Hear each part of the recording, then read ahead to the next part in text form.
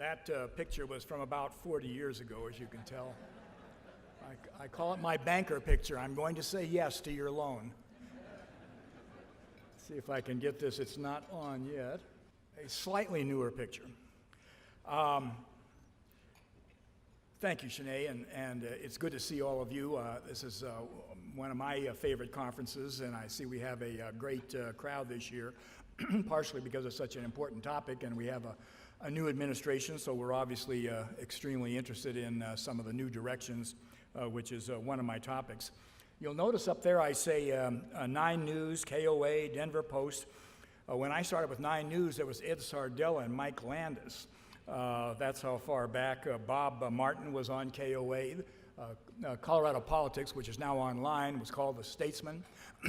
Some people way back there on that. I put it up there just to remind you that today, if you want to communicate to the public, you've got to be online, you've got to be on radio, you've got to be on television, you have to be in print. The media is so fragmented today that for your own agencies and your own advocacy, you have got to be very much following the electronic trends today. Notice the buzz. You'll see that referred to in here several times.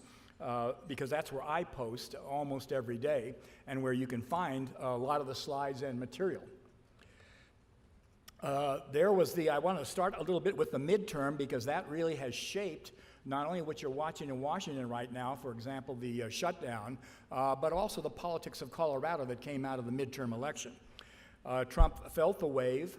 I'm not sure he's beginning to understand what it means in terms of divided government. The economy was not enough. Frankly, if it was just the economy, I think Republicans would have won, and he would be at a 50 popularity, and he's at about 40. His image hurts him, and I don't see many changes yet, so he's still pretty much committed to really working with his base. And as you can see, I argue, and many others do, that that's probably not enough, that you're not going to be reelected with about 35%. So we'll see how that works out. Voters sent a message. They essentially wanted checks and balances. They wanted to see a change. And in Colorado, we had a second wave. And that wave was an incredible number, record number of voters, in which a tremendous number of them were new voters, including unaffiliated voters, young voters, women coming out and running, and a huge, again, record amount of money in this race, primarily on the Democratic side. And so that was a sort of a second wave. Everything that happened in Washington was then reinforced and accelerated here in Colorado. We said no on state taxes, but you'll see in a minute we were incredibly generous locally. And Democrats, as you know, now have a vertical control, and they have to be cautious with what we all refer to as overreach, but on the other hand, they are going to try and implement many agenda items that they haven't had a chance to do for a number of years. For those of you who have heard me do this, this is called the dashboard. It's my quick look at. I use it with students to put in place what I think governs much of our politics, and that is presidential approval. That's what that election was all about for the most part. The president's approval is in the 40s.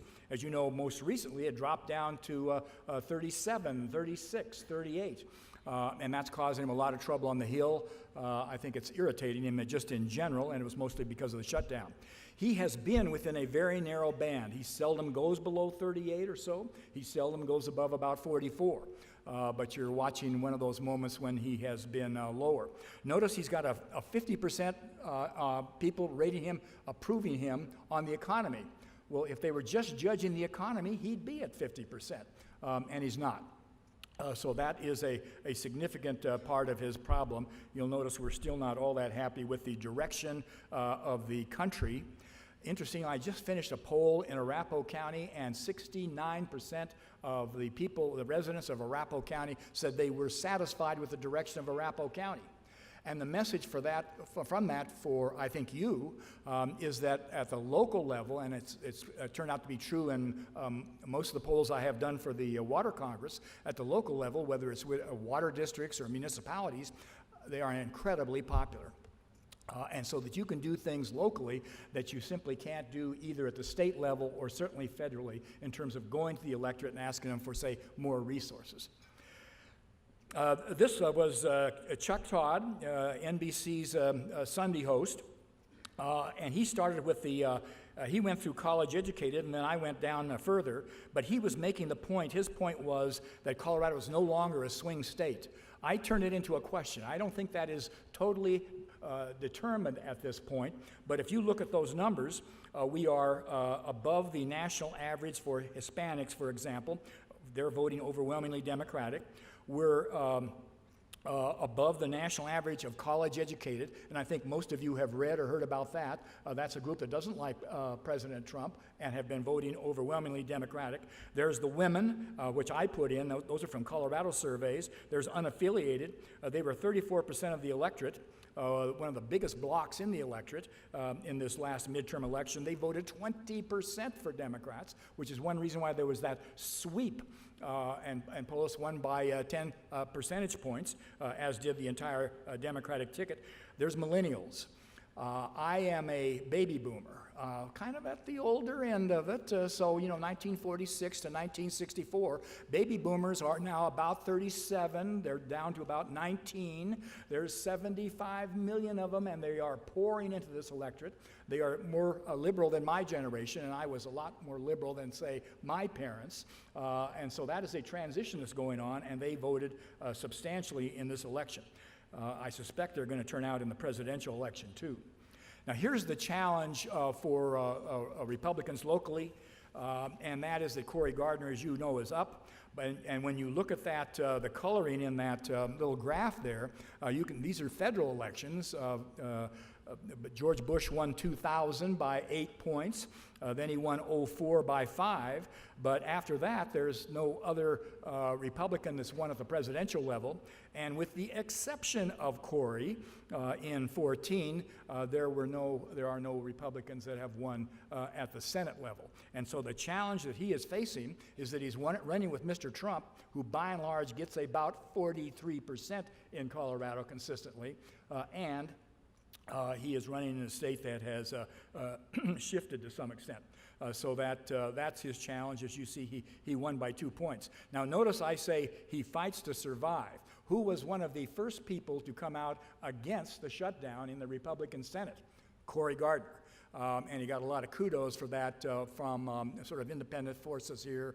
The Denver Post, which endorsed him, if you can remember, 5 years ago.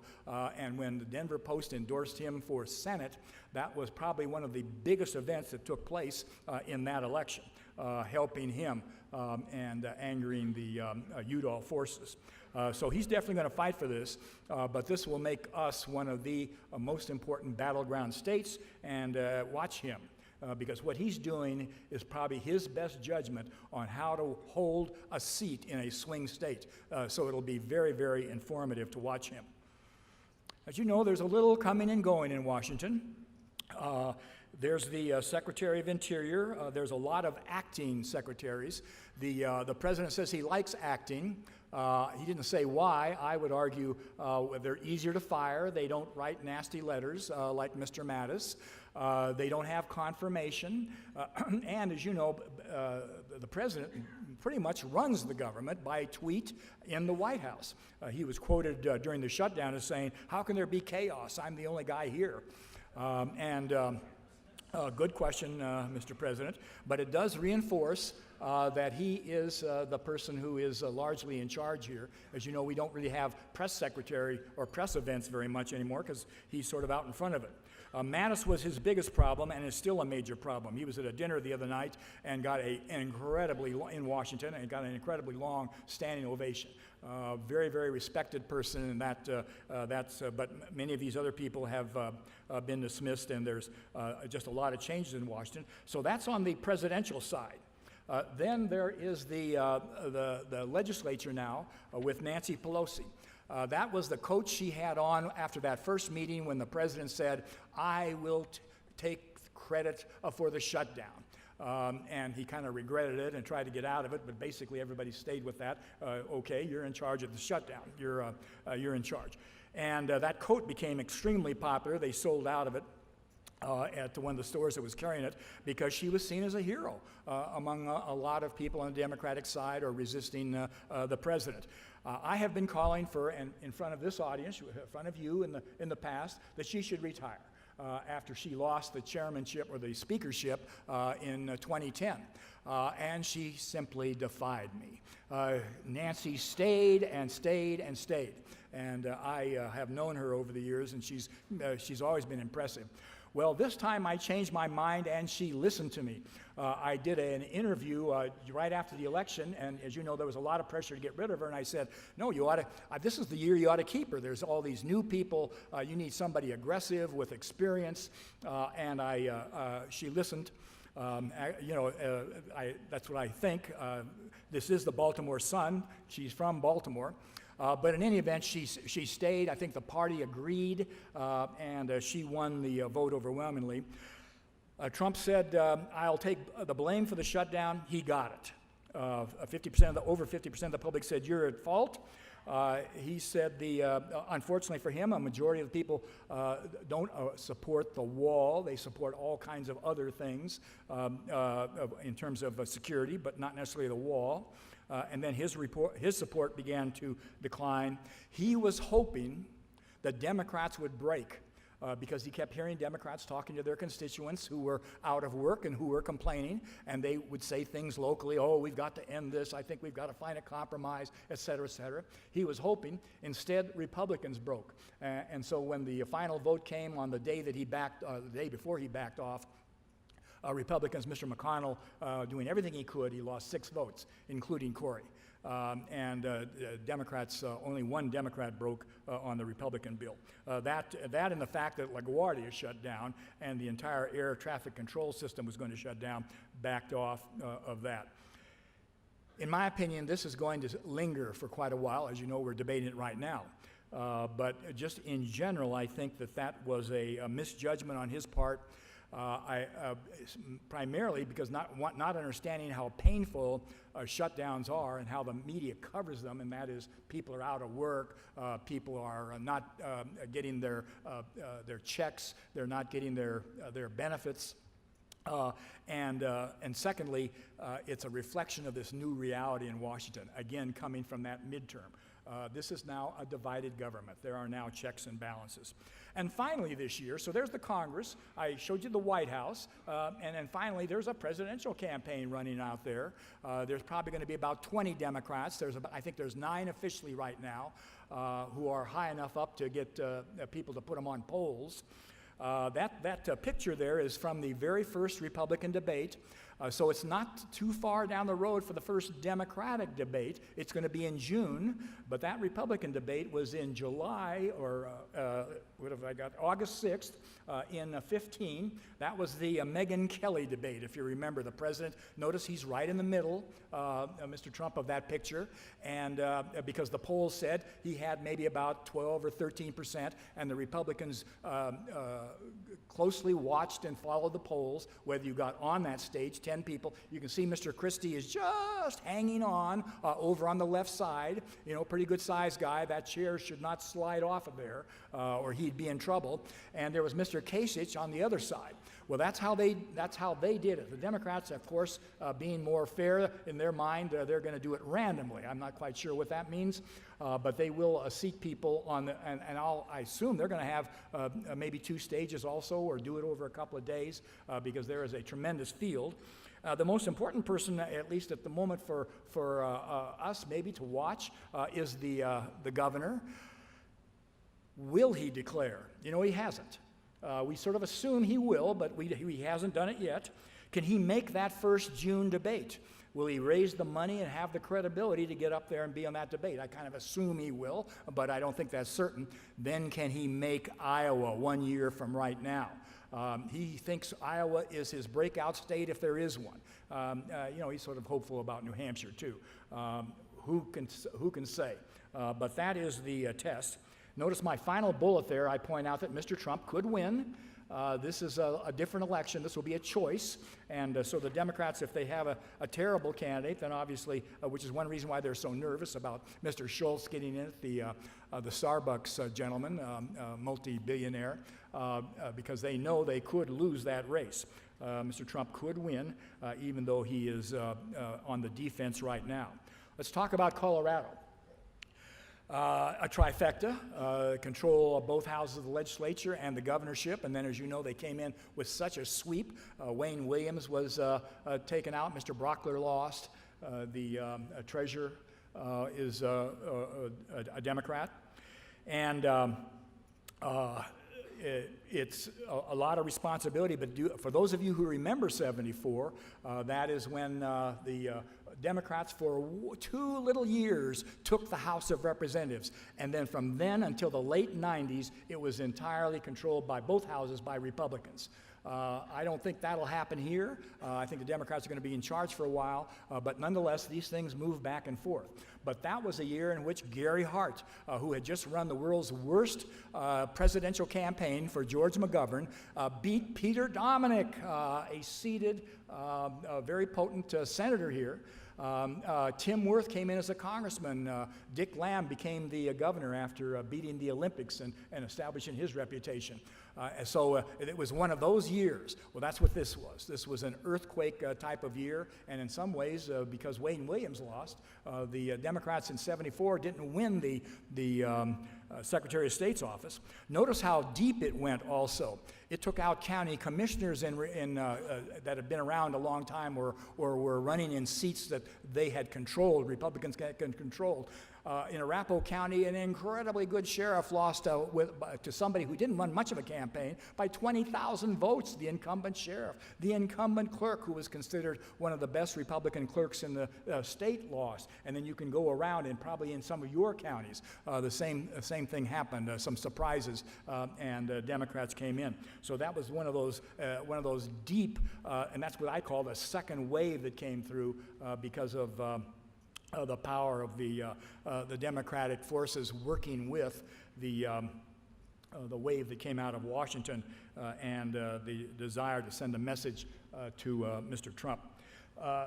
I mentioned, notice how it begins to shift slowly but surely toward the Democrats, but it's been balanced periodically. At the beginning, it was mostly Republicans when Bill Owen was in. Those are who controls the legislature there. And I went with presidential or non-presidential terms, off-year elections, which we just had. There was some switching back and forth, obviously, in presidential years. But nonetheless, it gives you the sense of the direction. And I would just point out that second bullet there, changes in partisanship and demographics. When Bill Owens was in, there was about 140,000 Republican edge in statewide registration. Today, there is a 40,000 edge for Democrats in registration. And registration is not everything. There's people don't necessarily vote how they're registered, and there's unaffiliated voters. But it gives you an idea of what those bases out there have changed. So the Republican Party is now overwhelmingly playing defense and must win unaffiliated voters with really good candidates and the right messaging.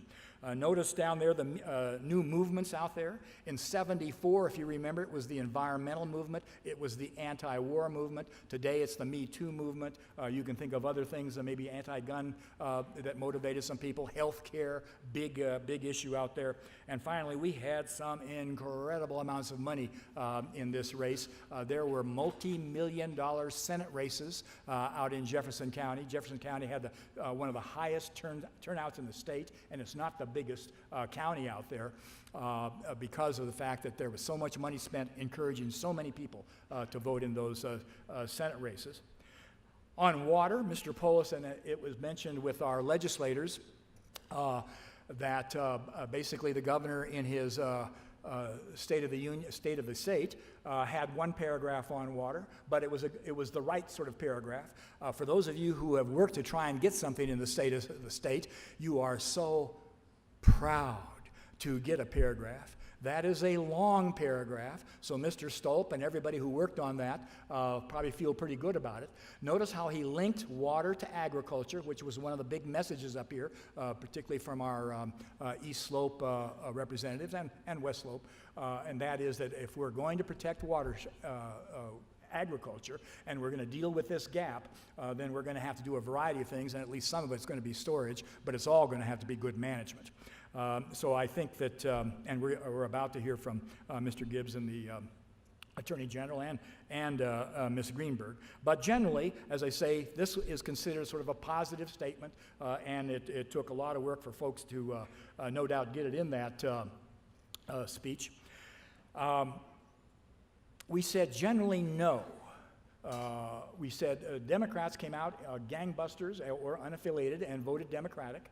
But we generally said no to everything on the ballot, with a few exceptions. For those of you who are still using payday loans, we've now capped your interest. I don't see much reaction, but we did that. But we didn't do much else. We have changed how we do reapportionment in this state. But we basically said no to taxes for schools, no to setbacks, no to takings, no to taxes for transportation, no to bonds for transportation. So we generally said no. I have a little list up there as to why I think that happened. We tend to trust and like our local government. Remember I said Arapahoe County and water districts, and we generally don't trust state government. And you might say, well, the people that were trying to raise money for schools and for transportation were actually independent interest groups, but generally speaking, that money was going to go to the state. And so there's just a lower level of distrust. You're feeling that it's a sort of a parochialism, and that is, well, that's just going to benefit Denver. That won't help us. Is the West Slope going to get all this money or some of this money? And how about the East Slope? So we begin thinking very quickly of how it's divided up. I don't know if you noticed that ballot. The blue book, for those of you who read it, and I know there's people out there who read it, it was 45 pages, not counting the judges here in Denver. And that's pretty much universal because Denver had its own blue book, which was not short. And so one of the things I argue is that all these voters that came out, many of them knew they weren't coming out to micromanage the state budget like we think we like to do periodically, yes to this, no to that. They were coming out to send a message to Washington. And they pretty much ignored or said no to the rest of the ballot. On the other hand, they were extremely generous at the local level. And that's, again, a message, I think, for water. And that is that for those of you who are, whether it's rates or whether you're talking about taxes, for those of you who have to deal with taxes, property taxes, bond levies, et cetera, we were universally, with very few exceptions, positive about school district property tax elections and as you bond, whether it's bonds or schools. You'll notice urban drainage there, including some fairly conservative counties like, for example, El Paso and Douglas, Larimer, and others. And then specifically for water, this was, in my opinion, the model for those of you who are thinking there's got to be a campaign in this state to see if we can fund the water plan. This is a sort of a model to think about. They took over $1 million out of their general treasury and spent it in advance of the election to tell people what urban drainage did. A few of you knew before that. Well, many of you would remember the ads. And they were good ads, and they put them up. And then, of course, the campaign, they did them mostly the year before or early in 18. And then they shut that down and went into the campaign. Look at that ballot language. The first time I looked at it, I said, gosh, this looks like GoCo. Is this Great Outdoor Colorado running for something? In other words, urban drainage is providing trails, wildlife habitat, recreation. In other words, they're doing things, and you all, in many ways, do many positive things when you're going out, and water itself is easy to sell, the urgency of it, the need for it, quality and quantity, so that I'm just suggesting to you that this is a model to look at. Notice it passed Arapahoe County, who we keep thinking, is kind of a conservative Republican party, county, and the answer is no, it's not. It is definitely shifted, not necessarily in every election, but in many of them. But as you can see, it carried every place but Adams, and there it got close. Let me mention what I think is one of the biggest issues in the state, and that's growth. It mainly plays at the municipal level. Obviously, you deal with it because you have to catch up and keep up with the growth in your communities, and that causes you some stress. But it's also causing a lot of mayors and city council stress. I just gave a presentation to Lakewood, and that's what's on their mind. The mayor of Denver, if he has a political problem, I would say it's primarily due to just sort of aggravation about growth. So all these mayors are dealing with it. Notice we're seventh. Denver alone is 700,000 citizens. It grew 100,000 citizens in the last 8 years. It provided 18% of Mr. Polis's vote. The overall metro area, which has grown like gangbusters in the last decade, provided 65% of his vote. So the politics of this state, to some extent, has also shifted because of our intense urbanization. Now, there is a good piece of news for those of you who are thinking of running for Congress, and I know we've got some potential candidates out there. We're going to have a new seat, probably somewhere in this metro area, but it'll make a difference in every seat, because to come up with the 700,000 voters to put in the new seat, we will take some voters from every seat, so all the geography is going to change to some extent. You can see the states that are winning. We're one of them. Texas gets 3, Florida 2. States that are losing, you're going to be surprised. New York, Pennsylvania, Ohio, Illinois, Michigan.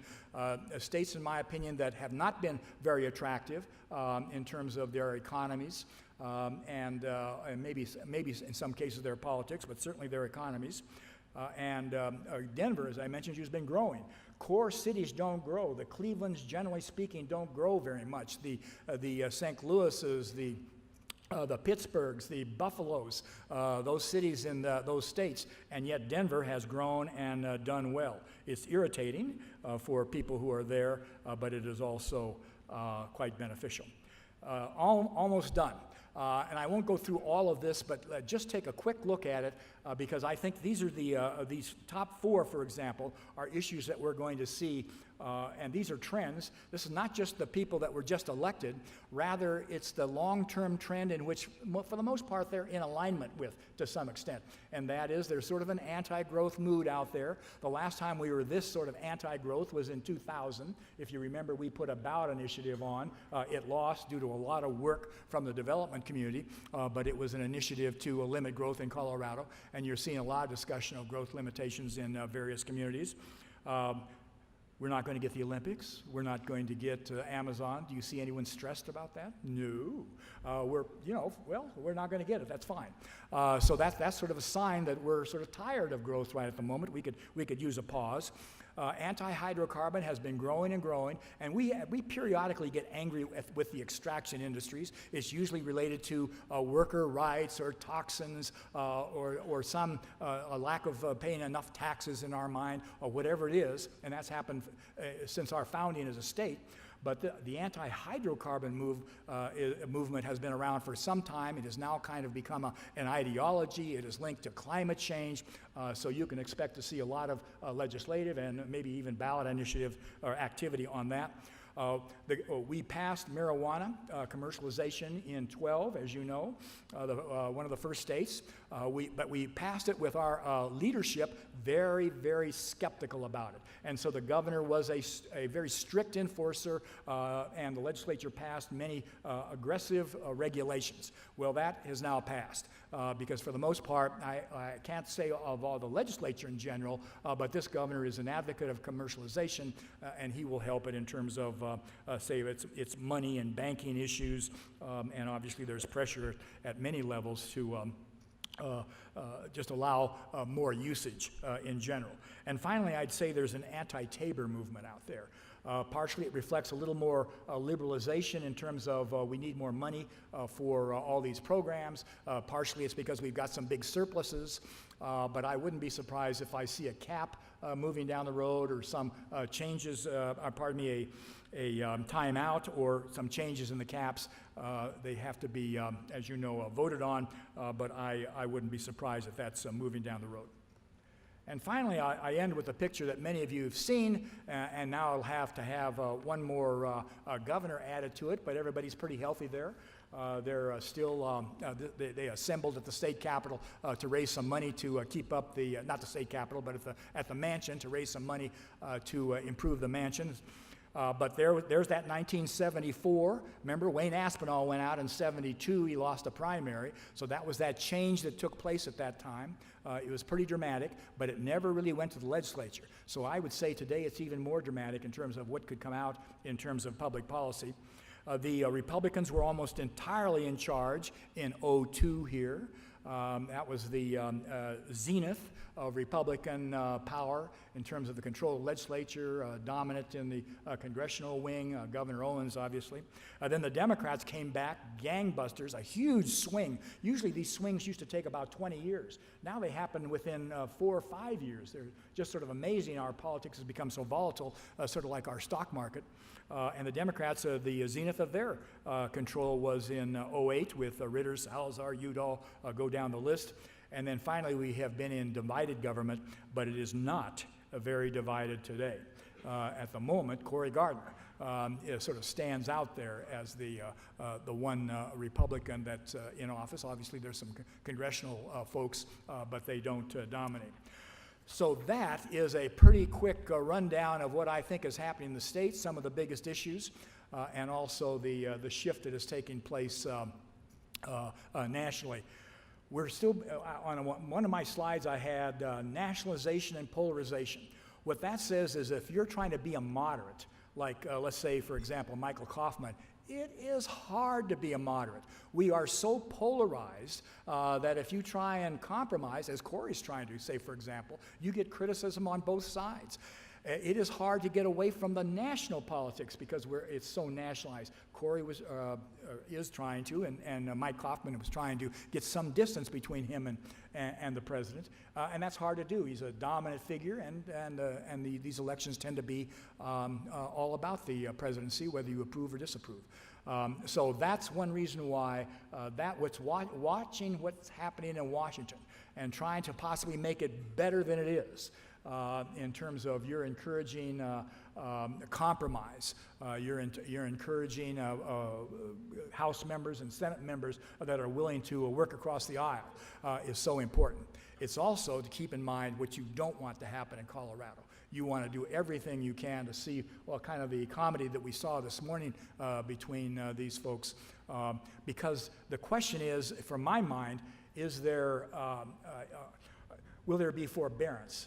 Because while the Democrats have pretty much overwhelming control, can they say, well, we should maybe do this, but not do this? Or maybe that's too far, let's do that later. It needs more education, et cetera, et cetera.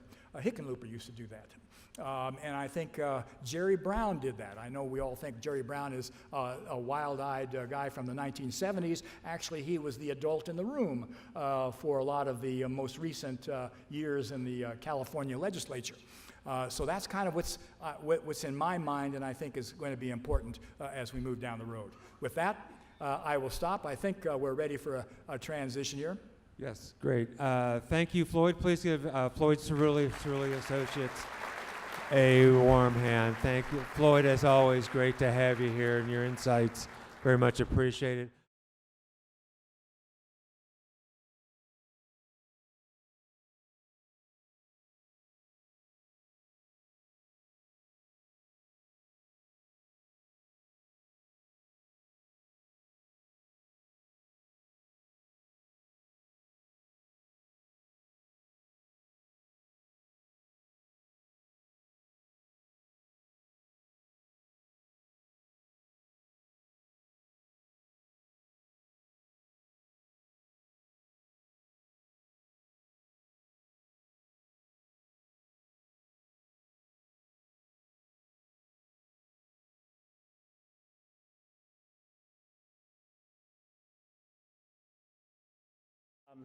I want to welcome you to this conference in my role as President of the Water Congress. I have the privilege and responsibility of being a president, although I have to say that the responsibility is not all that great so long as we have Doug Kemper at the helm. You know, yeah, get to give a big hand to Doug. You know, some introductory remarks to the conference. I feel they're a little late. I mean, we've had an awesome day yesterday, and I think we're going to have an excellent conference. The agenda is just action-packed, as you've already seen this morning, and a lot of great things going on. I would like to say that this is the largest annual Water Congress convention that there has ever been. I think there's 600 people registered, plus or minus a few. And, you know, and I credit that to a convergence of the water issues that are in front of all of us in these days, as well as the change in administration that we have in front of us, and quite frankly, to Doug's leadership at Water Congress.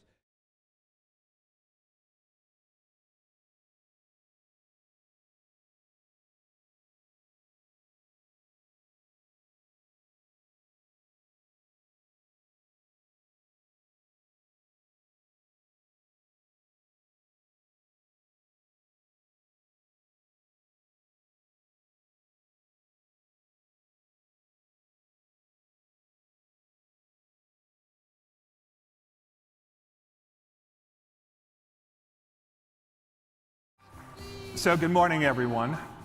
I'm a little bit of an unusual suspect to attend the Congress, so I have to thank Doug for throwing me in with this crowd.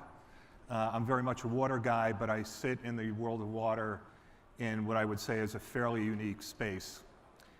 Doug asked me to talk about this magical thing called innovation. So I will talk about what I do for a living with the business sector, and also focusing on innovation and what that means. I'll talk a little bit about public sector innovation, but I don't pretend to be an expert in that piece of the puzzle. So the tree means a lot. So I do my work mostly for US and non-US multinationals that need water for their business. So you've heard no water, no beer. Well, it's no water, no anything, essentially. And you see leading companies increasingly focus on water as a critical resource to maintain business continuity and business growth. So they want to be on the right side of the tree, not the left. I also believe growth is critical to create abundance. We tend to talk about scarcity, the drought, perish the thought, but we don't talk about what we can do to ensure universal access to safe drinking water and water for economic development and business growth. And that's where I fit in the scheme of things. Doug also indulged me in showing this picture, and I use it allegedly as my background slide. Where did I start my career? I really just show it because this is when I was younger and thinner. That's me in the middle. So I started my career as a hydrogeologist, working for Garrity and Miller. It's my first water supply project in Puerto Rico, and spent really the early part of my career working for private sector companies, water supply projects, Superfund programs, and then got into strategy. And what does that mean? That means that I was called upon to help companies think about water as a strategic resource to fuel business growth and ensure business continuity, to help them with mergers and acquisitions. And the two books on the right sort of bracket my point of view on water as a critical business issue. I'm not sure how many people here are from the business sector. I'm willing to bet not many, but the sector is really, really important in this conversation about water supply and water demand scenarios. So why water? From a business perspective, this is pretty much it. And this is an estimate of what we will need with respect to water, energy, and food. This assumes business as usual. Our challenge, though, is to ensure that we do not persist in business as usual, because these numbers are daunting. I'm not sure how we supply increasing energy, water, and food to an increasing population, increasing business demands, increasing demands from the public sector, and even nature. So when I talk to the private sector, these are 4 lousy arguments that I typically get, and this is the challenge. And none of these will seem terribly new to you, but it's an interesting conversation, at least a starting point, in getting them to think differently, that water is fundamental to whatever they do. Water's cheap, it doesn't cost much. Compared to others, we don't use much. We get water when we need it, and our impacts are small. Quite frankly, no one cares about any of these arguments in the scheme of things. But nevertheless, that's how we view water. It's either cheap, free, and it always shows up when we need it. The new normal, we're all talking about the drought. I'll refer to it as the new normal in the scheme of things. So the bad news, from my perspective, is public policy, because it's not evolving fast enough to keep up with what's happening in the 21st century and increasing demands for water. Just slow to evolve in the scheme of things. There's the energy, food, water nexus. We can't think of water in a silo anymore. And there was some of the conversation this morning that touched on that. Water for ag. We didn't talk about water for power. Water for manufacturing. You can't do anything without water. And we have an aging last century infrastructure in this country. Unfortunately, that's not unusual. So these are some of the big challenges. I'm an optimist, so I tend to focus on the good news, the right side of this slide, which is digital innovation changing our relationship with water. So data acquisition and analytics give us the ability to use a gallon or a liter of water more efficiently and more effectively. Nexus solutions, if you think about energy, water, food together, that drives innovation. And then there's a move for off-grid solutions or localized treatment. And I'll show you some examples. So the bad news drives the good news on the right, and innovation really sits in the right side here. Water risk and economic development. This is a report from the World Bank taking a look at the impact of water scarcity, drought, influenced by climate change. And the punchline here is that they predict that certain parts of the world will see a negative 6% hit to their GDP in the next several decades. So if you want to think about the importance of water, you really need to think about its role in driving economic development and business growth. And if you have trouble funding projects, think about what would happen if you didn't have water, what it would mean for your economy or for your business. The same thing applies to businesses. A good friend and I, a number of years ago, we looked at major growth projections for multinationals, food and beverage companies in particular, and they were predicting they were going to grow 100% the next several years. The bulk of that growth was going to be in emerging markets. Well, if you look at emerging markets in India, Africa, China, or Latin America, those are the places that are water stressed and water scarce. So how are they going to grow when water is scarce? And that's a good way to get them to think differently about making different investments in how they manage water and how they collaborate in partnership with the public sector or NGOs. So when businesses think about water risk, and I would argue that this applies to the public sector as well, they look at it across 3 dimensions. Physical risk is, do I have enough water of the right quality when and where I need it right now, and what might it be going out a number of years? They look at regulatory risks. What are the regulations right now? How am I positioned to comply? How might those regulations change in the next several decades? Will it hurt my business? What do I need to do to comply? What's the cost of compliance? And reputational risk. This is my personal favorite. Anyone with a Twitter account or a social media account is now a stakeholder, and they could comment on how well you manage their water. And this is particularly important for a food and beverage company or a consumer product goods company or a mining company, anybody. That is a really critical risk that could shut down your business on a temporary basis or shut it down completely to where you have a stranded asset. And companies look at those 3 risk dimensions across their value chain, their supply chain, their operations, and product use. So if you're making soap and you're trying to sell it in a part of the world that doesn't have water, you have a bit of a problem. And then they roll all this up into some economic value, and that gets us beyond the price of water and gets companies to start thinking differently about how to manage water. So innovation. This is one of my favorite quotes. I don't know if you've seen this before. It's from a science fiction writer. Basically, the punchline here is that the future has arrived. So for us to look at innovation, it's out there. It's just not evenly distributed. In the utility sector, it's really interesting. There are some utilities that have embraced AI solutions. It's embedded into their business. They're managing assets through digital technologies, and others are not. So it's there, is just pretty lumpy in the scheme of things. So what is innovation? Innovation is not just technology. You can innovate with respect to partnerships. And I love this slide. I don't know if any of you have heard about an organization called 10-10-10. It's based here in Denver. It's 10 wicked problems, 10 entrepreneurs for 10 days. And the program brings together 10 successful entrepreneurs that know nothing about a topic that can bring in a fresh perspective to water or healthcare. Last year, they ran a 10-10-10 infrastructure and water program, and they had a couple of water technology companies spin out, based here in Denver, and I'll get to those later. But the interesting part of this slide is that no one stakeholder group owns innovation. We all need to participate in this journey to do better with a resource that's absolutely critical.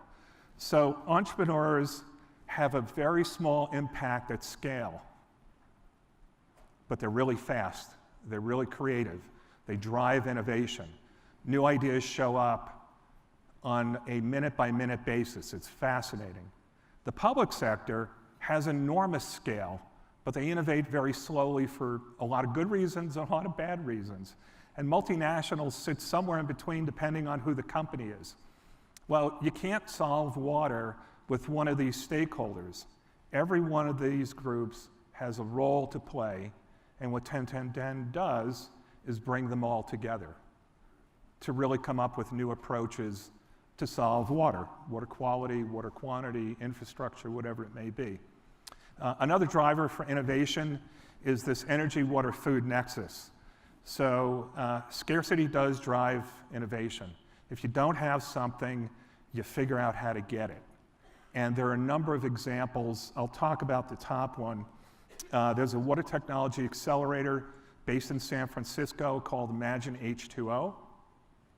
And they run a prize competition every year. And for a couple of years, they've run this Nexus Prize, and they're looking for water technology or technology startups that are focused on solving not just water, but energy and water, or food and water.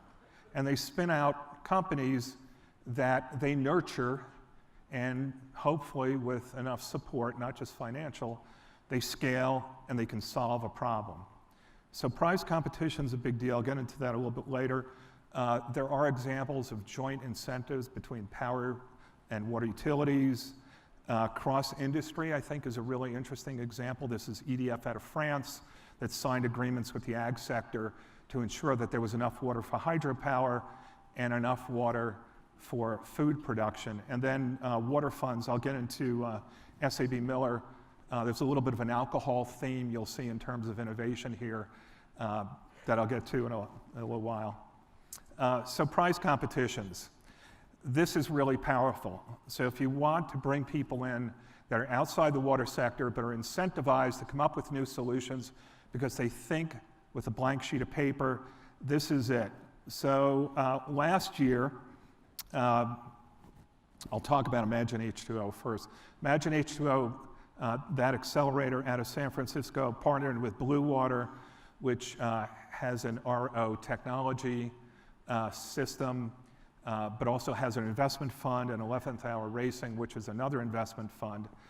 And they created this Urban Water Prize. And basically what they were doing was coming up and encouraging startups to basically pitch a bunch of judges, and the result would be they would get funding to scale their business and have a bigger impact in the world. And the results were rolled out at something called Stockholm World Water Week, which is a relatively large gathering of about 3,500 people across a number of different sectors that play in the world of water and come up with solutions. So the three winners were Drinkwell, which is an innovative water ATM payment system. In India, Spout, that came out of 10-10-10, won, and it's real-time lead testing at the tap. They're based here in Denver. We're taking a look at, and Smarterra is a water treatment technology company using AI. So companies that have great ideas but need funds, and they need people like you to help them grow. Innovative partnerships, and I'll get to technology in a few minutes. These are my two favorites. These are sort of unusual constructs. The Nature Conservancy, TNC, and Techstars out of Boulder, they have a partnership. And this partnership is based in Rhino. So again, homegrown innovation. If you want to see what innovation looks like, look at what TNC is doing with Techstars. And this past cohort of startup companies spun out a couple of water tech startup companies that are really doing some interesting things at the watershed level. AB InBev, last year, 2 years ago, bought SAB Miller, the beer company. They're now the largest beer company in the world. They started ZX Ventures, which is their venture fund, to look at innovative sustainability startups that can solve their business problems, but environmental and social problems. And they had their first cohort. And it's really exciting. So what they're delivering is not just a big check, but a lot of talent that comes from being the largest beer company in the world and being a venture fund. Spout was part of that also. So you're seeing a pattern. You win a prize, you move to another opportunity, and you start to scale. Brand value creation. I bring this up because this is really important. If you want to engage the private sector in investing in water in some way, shape, or form, tie it to brand value, because they're all about selling stuff, some stuff that we actually like. So for example, AB InBev owns Stella Artois. They have a partnership with water.org. So every sale of Stella provides funding for water.org. Again, so it's this public NGO partnership to solve a complex water problem. Absolute Elix, I like a lot. I'm more of a vodka drinker than beer. So Absolute Elix is the premium vodka brand for Absolute. They have a partnership with Water for People that's based here in Denver, and for every bottle that they sell, a percentage of the profit goes for Water for People. And if you talk to Absolute Elix salespeople, business development people, they love this. They're creating brand equity, love for the brand, and they're funding a good cause. There's also funding and financing innovation. Just very briefly, there's new business models like Banyan Water, Water as a Service. Fathom provides back office services on the cloud for utilities. And then OECD and the University of Oxford are looking at something called blended finance, so high risk, low risk finance to tackle infrastructure investments. And this morning we were talking about, well, great state water plan, who pays, how do we pay? Well, you're starting to see public-private partnerships, but also innovative approaches to blended finance. Digital technology innovation, now I'll get into what I think everyone thinks is innovation. So World Economic Forum, you know, it's that great gathering in Davos, Switzerland that everyone gets to go to. And they talk about big world issues like water risk and health and climate change and so on. But they're reporting and talking about, and they have a platform on the digital revolution. So basically how digital technologies are changing everything, changing ag, changing manufacturing, and changing water. So there's one on the fourth industrial revolution and water. So it's how digital technologies, the ability to acquire and analyze and report water data and information on a real-time basis is changing our relationship with water. And these are just some companies that are playing in that digital water space, whether it's using satellite data to predict floods or improved utility asset management like Valor Water, whatever it may be. So the digital revolution is big, it's not going away, it's lumpy in terms of adoption, but it's changing water. New sources of water and localized treatment. I'm a huge fan of air moisture capture technology, so taking air moisture, capturing it, and delivering it either to an individual home or through an array to a school, an office building, whatever it may be. We were talking about building more reservoirs this morning. Well, you know, the menu's a little bit different now, not comparing the two scales, but in terms of getting different supplies, air moisture capture is showing up and it's viable. The company on the right is Organica. It's natural treatment solutions that are localized. So instead of big, expensive, centralized water treatment systems, you now have another menu option. Again, it's not going to replace it, but it gives people a different choice. Okay, public sector innovation. I need to apologize. So this is my title slide. I've got the state of Colorado, but I'm going to talk about California, so don't throw me out. But anyway, public sector innovation, a few things that I find interesting.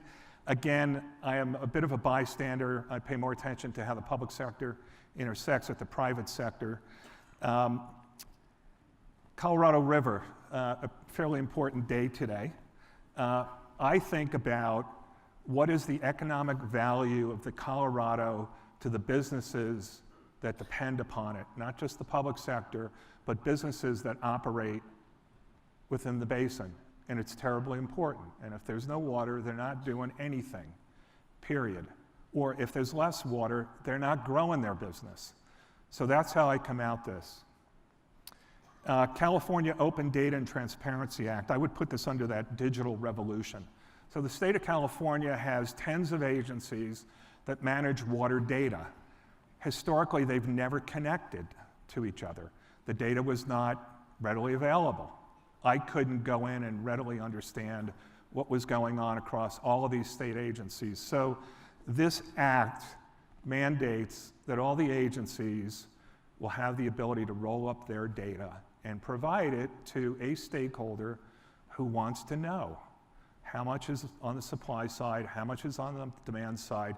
Is this a good state for me to move to put a manufacturing plant in? Well, I don't know. They're telling me I have water.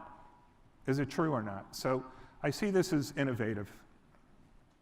The Sustainable Groundwater Management Act, I can't believe that this is in the category of innovation, but lo and behold, the notion of managing groundwater in a sustainable manner is pretty innovative. It's a big deal. Again, that's what I learned when I was bailing wells and measuring water levels. Well, states are finally catching up. It's like you just can't keep taking water out of the bank. At some point, there's nothing left in the bank. So start building a plan to ensure that groundwater is sustainable over some extended period of time to ensure economic development and business growth. And then new water markets, trading, essentially. So people are dabbling in this. I have no idea how it's going to work out. But at least they're thinking that, well, maybe this is a good idea, maybe we should run some pilots. So Fox Canyon Groundwater Management Agency is running a pilot in Ventura. Same thing in Nevada. Again, thinking about how do we take water and move it around to where it's needed most so no one loses. It's a win-win situation. So for me, these are some of the innovative public policy things that I'm seeing, but coming at it from the private sector. And I think there's some really exciting opportunities here. I personally believe digital is transforming everything. So it's sort of like Dustin Hoffman from The Graduate, you know, plastics. I'll leave you with just digital. It's going to change everything in both the public and the private sector. So I've probably run over my time, maybe not. We're not doing Q&A, which is good for me.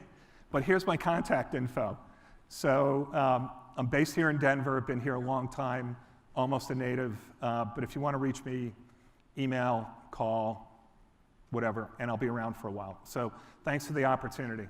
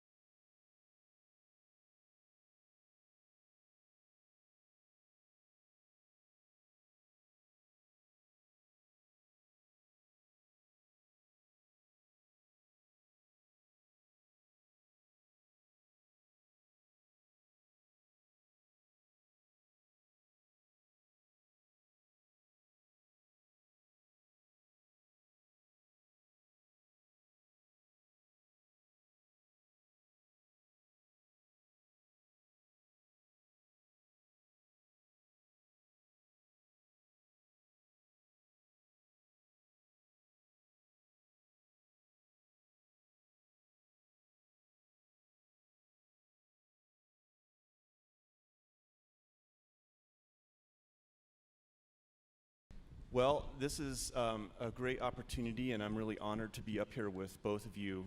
Before we get right into, always an opportunity for social media. Before we jump right into the questions. About social media, right? We're going to do a Facebook Live afterwards with Dan and I. Speaking of media, by the way, I was told that ties were discouraged at the Water Congress.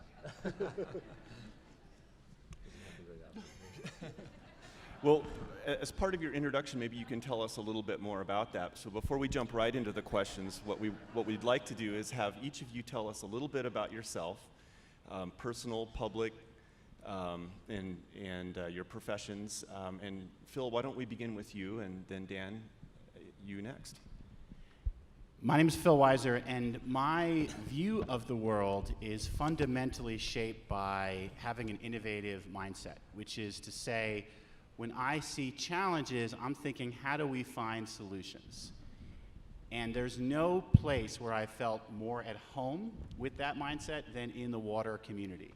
The issues that you are working on are crucial to our future, and I can't say enough how much the way you approach them is a model of how we do things here in Colorado, but more than that, it's a model of public policy problem solving. When I was an undergrad, I worked on this question about public policy problem solving because I'm fundamentally an optimist. And obviously, I'll try to keep the water jokes to a minimum, but I'm definitely a glasses half full person. And that's because my family story has been one of coming to this country. There was just an article in yesterday's Denver Post about my mom who survived the Holocaust and who got the opportunity to be liberated by the US Army and then to come to this nation to believe that we would have opportunity here. And the way that our country governs itself is something that I've always held dear. And I decided, late in life, much later than Dan, that the way I could help contribute was to run for office. Because I believe that the rule of law and the Attorney General's job is so important to our future, protecting our democracy, the rule of law, and solving problems the way we do here in Colorado. And it was a novel experience. I was committed to getting to know all parts of our state. And in so many parts of our state, the top issue people would talk about is how are we going to manage and protect our water? And that has become a big part of what I'm going to do as our Attorney General. We've got some people from our water team here, most notably. Where's Amy Beatty? Is Amy back here somewhere? All right, so Amy's our Deputy for Natural Resources, core partner in this area. I'm excited to work with you all. I'm sorry I can't be here for longer, but I will be here in the summer, and I'm proud to say I learned the history of this great organization started with innovative leadership from an attorney general in 1958? Yes, in 1958. And we might run through a 60-minute history of the Water Congress right now. Did I say 60-minute? 60-second. Yeah, it was a fascinating period in time in 1957 and 1958 where there was dissent within Colorado over federal legislation for big reclamation projects.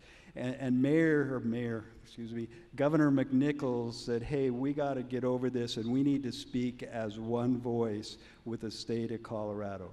And that started a discussion amongst some water attorneys and water leaders in the state and how this could work. John Bernard Jr., who was the first assistant attorney general at the time, was integral in putting this together, I would say along with his father, John Bernard Sr., who was practiced as an attorney for the River District, among other things. But John Bernard Jr. and Governor McNichols, were integral in putting this together in 1958. And so it was just key with the Attorney General's office and the Governor's office at that time. So let me say a couple more quick things about me. I've been a longtime student of water, not close, but a very interested one. I clerked for Justice Byron White on the Supreme Court, who loved water law cases, and also had the chance to be colleagues with David Getchis, who I succeeded as dean at CU Law, who, as you all know, was deeply embedded in these issues. And I've admired how water law operated as a model for other areas, and now I get a chance to help be a part of the work of this community, so I'm excited to be here. That's great, thank you. And as part of that history between the Water Congress and the Attorney General's office and the Governor's office, we're happy to have Dan Gibbs here, our new Director of the Department of Natural Resources. Dan, why don't you tell us a little bit about yourself? Yeah, sure, but I want to say on my second day of the job, I think I've been on the job officially for 8 days now, but Phil and I got together because the relationship between the Department of Natural Resources and the Attorney General's office is so critical to the state of Colorado. So, I felt that was our first of many future meetings that we'll be getting together to discuss lands, water, wildlife, you name it, minerals, and really look forward to working with you, Phil. And before I talk about myself, I want to single out Doug Kemper. Where's Doug? And let's give him a round of applause for putting this amazing conference together. It's my understanding this is the largest so far for this conference. I've been a participant in the past, and definitely I've never seen so many people here. So congratulations, Doug, and to the committee as well for helping to put together this amazing conference. But anyways, I'm Dan Gibbs. About 3 Tuesdays ago, my life changed a little bit when I was scheduled to get sworn in for my 3rd term as a county commissioner for Summit County, and literally had my little boy, Tate, in one arm, who's 18 months old, my daughter, Grace, who's 4 and a half, in my other hand, and my wife. We're heading out the door when the name Jared Polis popped up on my phone. And of course, I answered it right away, and he said, Dan, on behalf of the great state of Colorado, I'd like to offer you the job of Executive Director of the Department of Natural Resources. And, again, I'm supposed to be sworn in at 8:30, and so very exciting time, to say the least. I went on to be sworn in, not knowing exactly when my first day would be in this particular position, but I soon realized that it started right away. Because I learned that the Parks and Wildlife Director, Bob Broscheid, was moving on, and he's heading back to Arizona. A lot of oil and gas issues going on, obviously water challenges, so I felt like I had to jump into the job, right away, to say the least. But I was elected 3 times as a county commissioner. Before that, I served in the legislature. I was served as Senate District 16. That included the counties of Summit, Grand, Gilpin, Clear Creek, Western Jefferson County, and Western Boulder County. And then before that, I was a state rep representing House District 56, which includes Summit, Eagle, and Lake. So in the legislature, I always served on the Ag Committee. So I've worked with many of you in the room and worked on everything from forest health issues to water policy, transportation issues, a broad range of topics. And then I also cut my teeth a little bit in Washington, D.C., where I worked for Congressman Mark Udall for, I was in D.C. for about 3 years, and then I was his Western Slope director, had an office. The greatest office location for a congressional office ever was in Minturn, Colorado, so that's where I was based.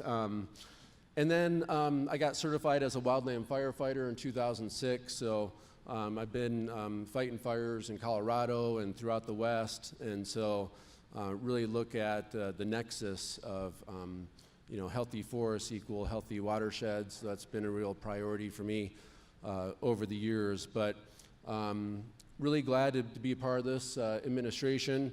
Some of you may or may not know the governor, but I've known him for about 19 years. We're the same age.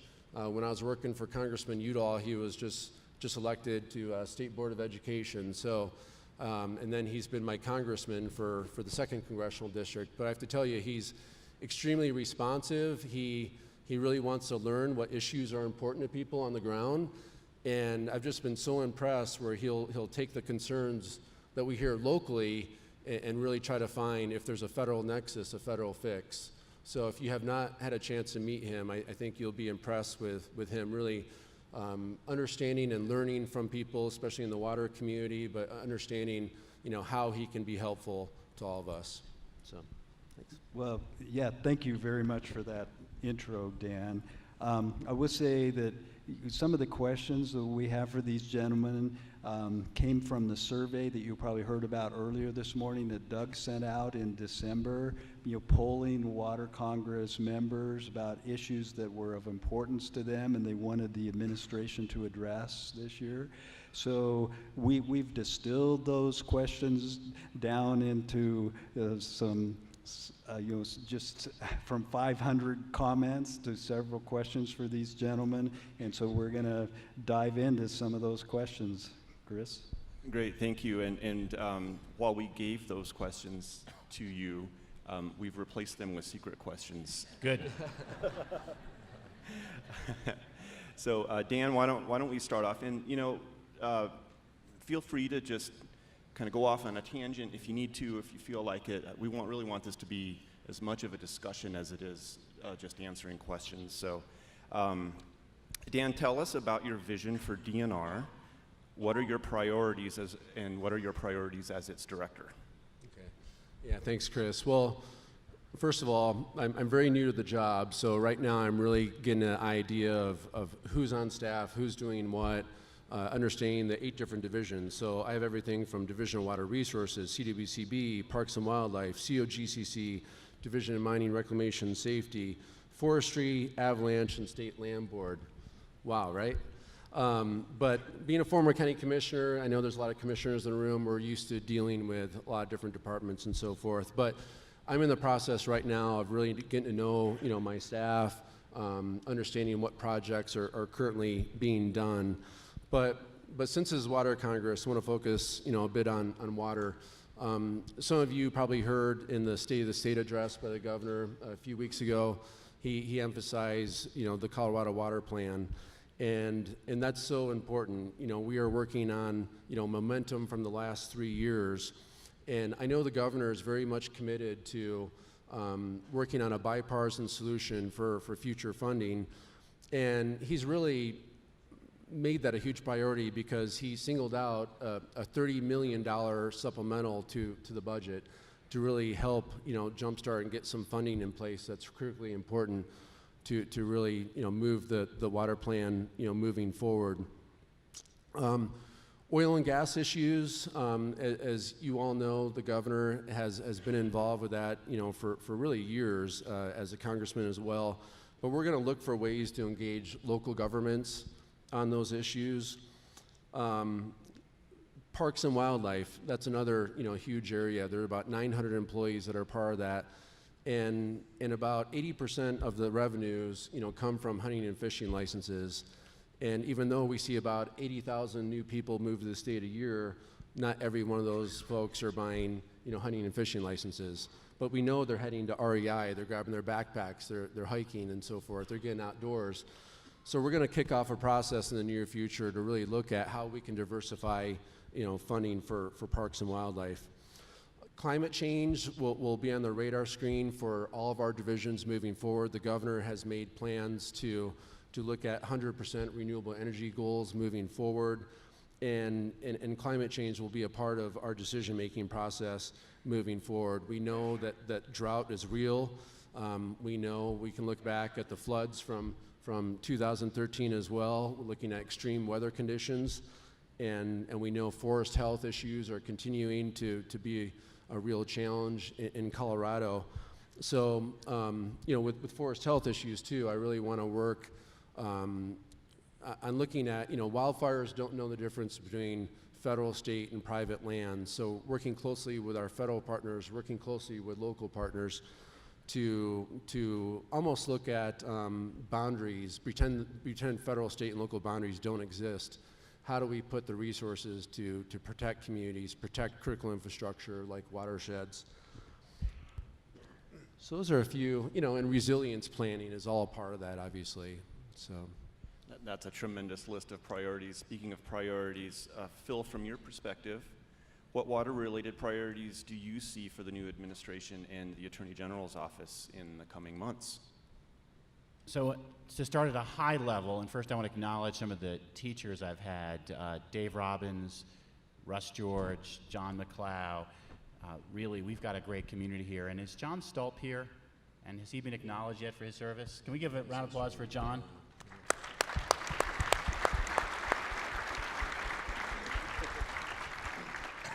So let me start with a couple things I've learned from John and Russ, which is it is crucial that we start from the premise that we're all in this together. We are one Colorado, and the water issues bring us together in a more powerful way than perhaps any other issue. Climate change bears directly on water. We have less natural snowpack than we did 20 and even 10 years ago. That was a form of natural storage. One of the challenges we have is how do we find smart storage solutions, because that is obviously an important component of managing water. Demand-side management and conservation will get and need to get a lot of attention to develop solutions, and as you all know, whether it's working with the water engineer or the Colorado Water Conservation Board, it's our lawyers, great people like Karen Kwan who's here, who are helping to take these ideas and craft them into solutions. The goal, and I knew this at a high level before, but now that I'm getting closer, it's more obvious, is not to get in litigation with surrounding states and not to get in disputes between different parts of Colorado. So the true north here is we work together proactively, collaboratively with innovation to develop solutions that work for all of Colorado, which means, and this is John Stolp's quote, Crowley County remains a poster child of how not to solve our water challenges. And it is important that as we look at these issues, we are thinking hard about the communities that could be affected, and we are working with them. We are looking for win-win solutions. For example, reuse is something that Israel has done extremely well. We're starting to move a little more in that direction with some bills last year. I don't know if Jenny Arndt is here, but she spearheaded a couple of great bills. We're partners, whether it's people like Jenny at the legislature, whether it's county commissions, at the Water Conservation Board. I want our lawyers to be solutions-oriented so that we're out ahead of these issues. We have this opportunity, and it's because of the great work of people in this room, to not necessarily be working from a hole where we're in a deep, difficult situation. Instead, we see the challenges ahead, we can face them together. Thank you. That's great to hear. Dan, I have a question for you, and I think you've started to delve into it as you gave us your history, but how do your experiences as a county commissioner and as a former state lawmaker inform your perspective as DNR director? You really want to know what job is best? No. Well, Well, I want to single out, I know Kevin Kearney's here, and there's a lot of Karin Stiglmeyer, Kathy Chandler-Henry. There are many county commissioners in the room I've worked with, and I've learned a lot from many of you. Looking also, my federal experience as well is important too, because the DNR job, there's so much nexus. There's so many issues that interplay within federal, state, and local communities. And I feel like, if I were offered this job coming out of the state Senate, frankly, I wouldn't be as prepared. I wouldn't really understand the dynamics and interplay with all those, governments. My goal is that, as a head of the DNR, we're providing a service. And really, being a county commissioner, we are so service-oriented where if someone sends you an email and you see them in the grocery store, and the commissioners or the mayors that have had local government experience, you know how embarrassing that is if they didn't get a call back or that you weren't being responsive. I really want to, even though we have about 1,700 employees part of the DNR, and that goes up, with seasonals in the summertime, really working with local communities, understanding how we can be a partner is so critical. We have over 40 state parks in the state of Colorado, and we need to look at how we work together with those local communities. I'm going to make it a point to make sure I get around to every county in Colorado, sit down with the county commissioners, sit down with the mayors, sit down with key players to figure out how the DNR can be supportive, how we can be a real partner in fulfilling your goals that you have at the local level as well. So, that's my commitment, and I really feel like I've learned a lot, at the federal, state, and local level. I'm actually heading right after this down to the Senate confirmation hearing for me. So if you all want to come down for that, you're all welcome. Only if you're going to testify. Or reach out to your senator.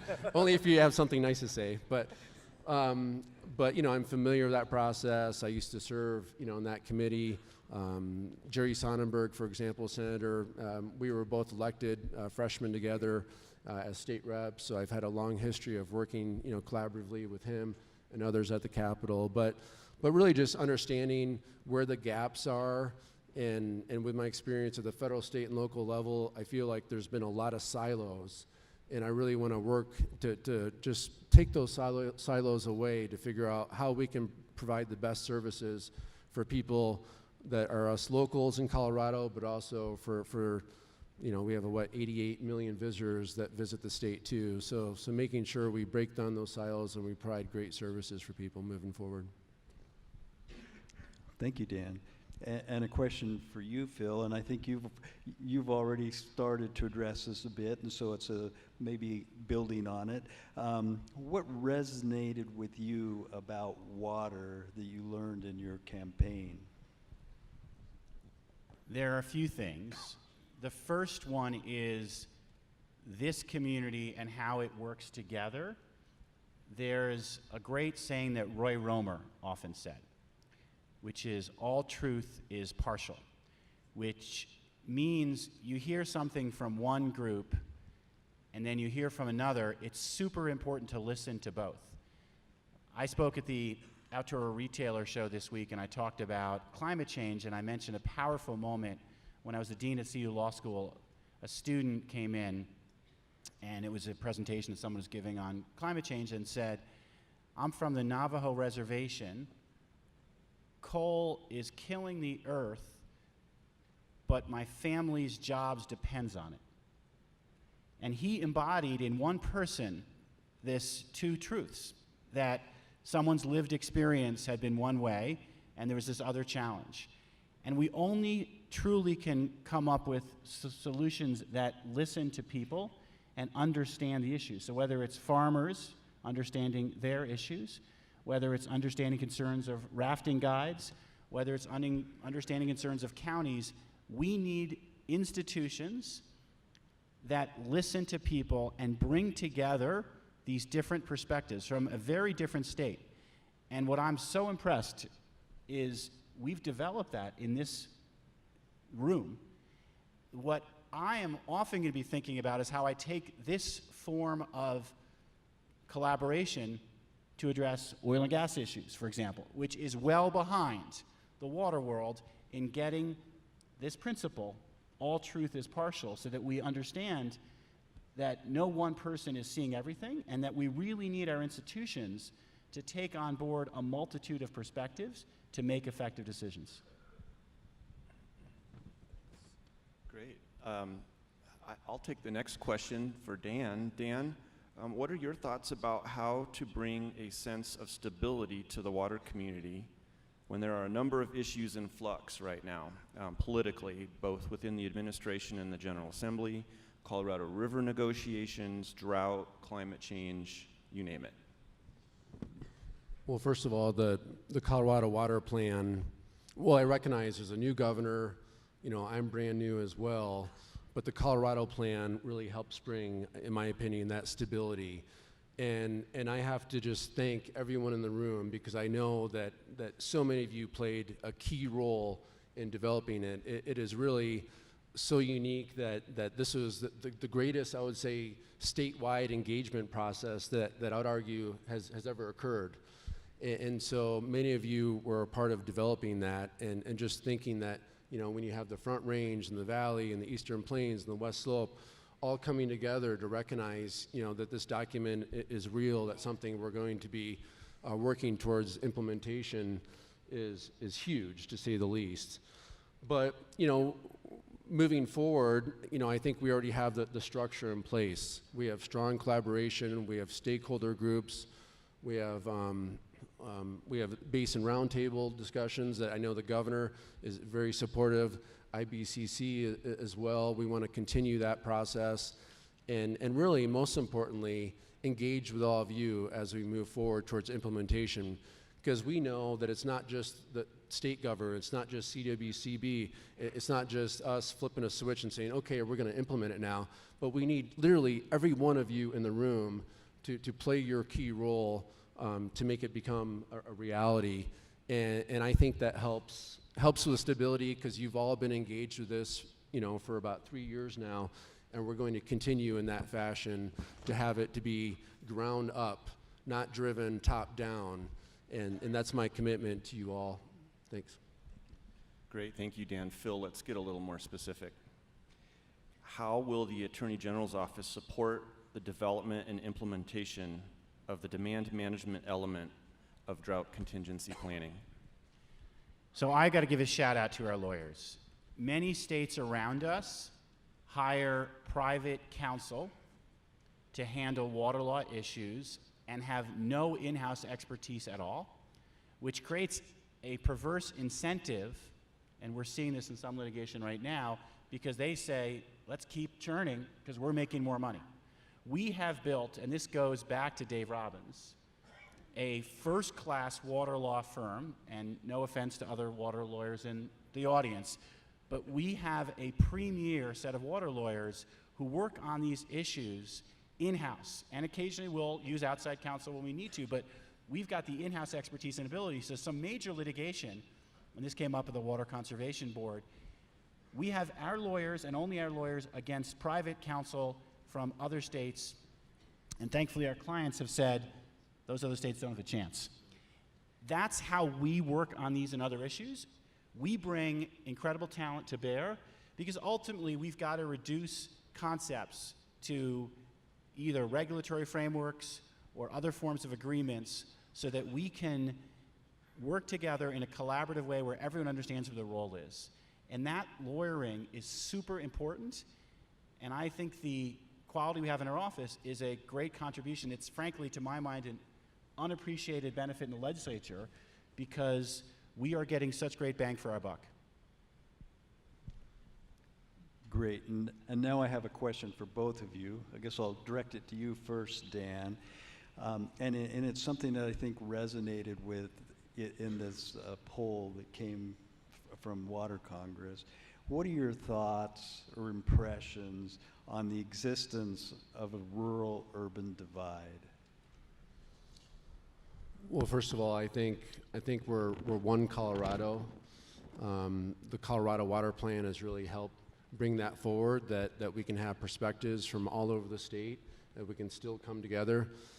So I'm definitely a uniter, not a divider, but we all know that it's different, you know, depending on where you live in the state, what priorities, what people do for fun, and just, you know, but I think, you know, the governor has really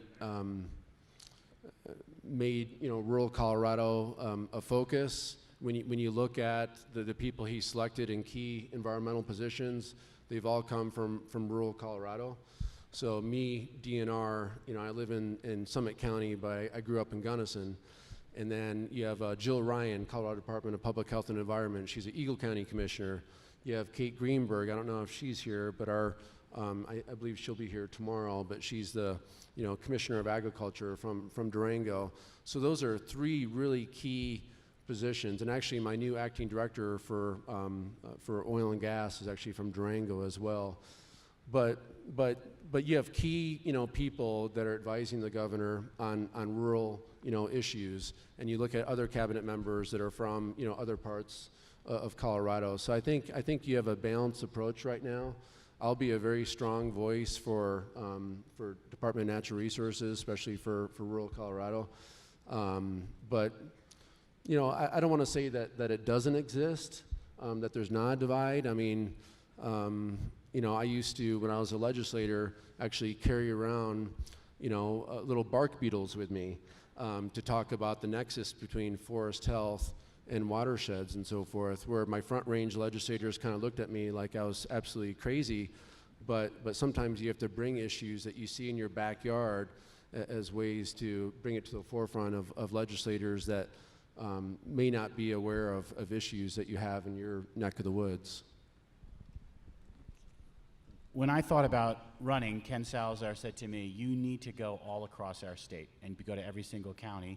And I did it, in many cases with my family. And so my son's favorite part of the campaign was going to Sedgwick County, Colorado. And my daughter's favorite part was going to Dolores County, Colorado. It's fair to say I would not have gone to those two counties had I not been running for statewide office. And I'm so glad I did. I went to Crowley County twice. And I know that these wounds, for some people, feel recent. For some, they feel they're healing. And the folks in Colorado Springs are aware of the pain in Crowley County that happened because of that transaction. Jim Lockhead and folks in Denver Water are aware of a shared responsibility to be good stewards of water so that it's not, we're just going to try to take more water from the western slope. That's what it means to be in this together, and I'm committed to leading our office with that mindset. My chief deputy, her family's from Holyoke and her husband's family's from Sterling, and we're taking our whole leadership team to retreat in the San Luis Valley to ground everyone in our office that we're here to represent all the people of Colorado. And one thing that you all can do, and John Stolp's already done this, even if they're not water issues, but other issues, broadband, opioid epidemic, elder abuse that you know of, criminal justice reform in your communities, our office, we're the lawyers for the people of Colorado. We want to work on a range of issues as effectively as this group is, so we're doing it together as Colorado. I believe that's what our nation desperately needs, and we all should be terrified that this divide will get worse. And the fact that we've made progress in this room with the water plan, we can't be complacent about it.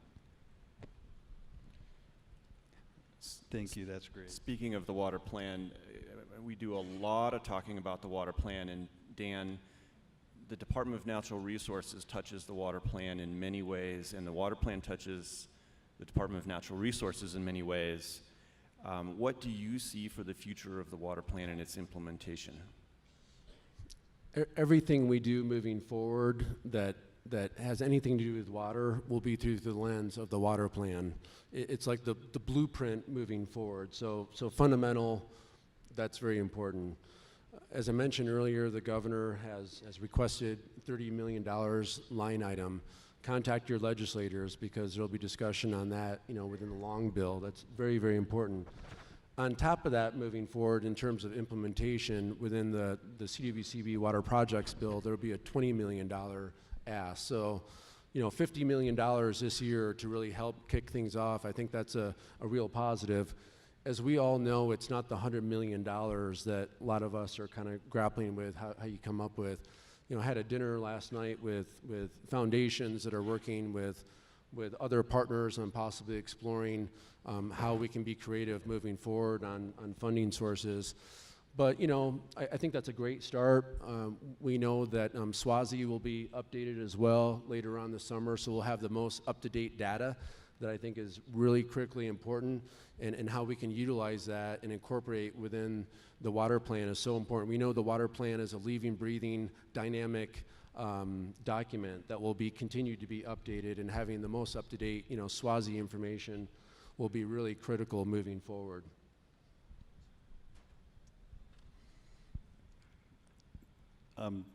Thanks, and I have a question for you, Phil. You know, private property rights are really important to the membership of the Water Congress. I was wondering if you could share your thoughts, if you can, about the recently appealed Hill versus Warsawa River access case. Let me start about private property and the rule of law. We, as a nation, have grown with great economic development and with great political freedom because of the rule of law and because of a constitutional framework. We need to be vigilant and committed to defending those institutions. And for me, there's nothing more important than defending and protecting the rule of law as a system for economic liberty and opportunity and political freedom. That's going to be true north for us, and we are going to be vigilant about that. That I can't say enough how important it is. If we lose that as a nation, I'm not sure we get it back.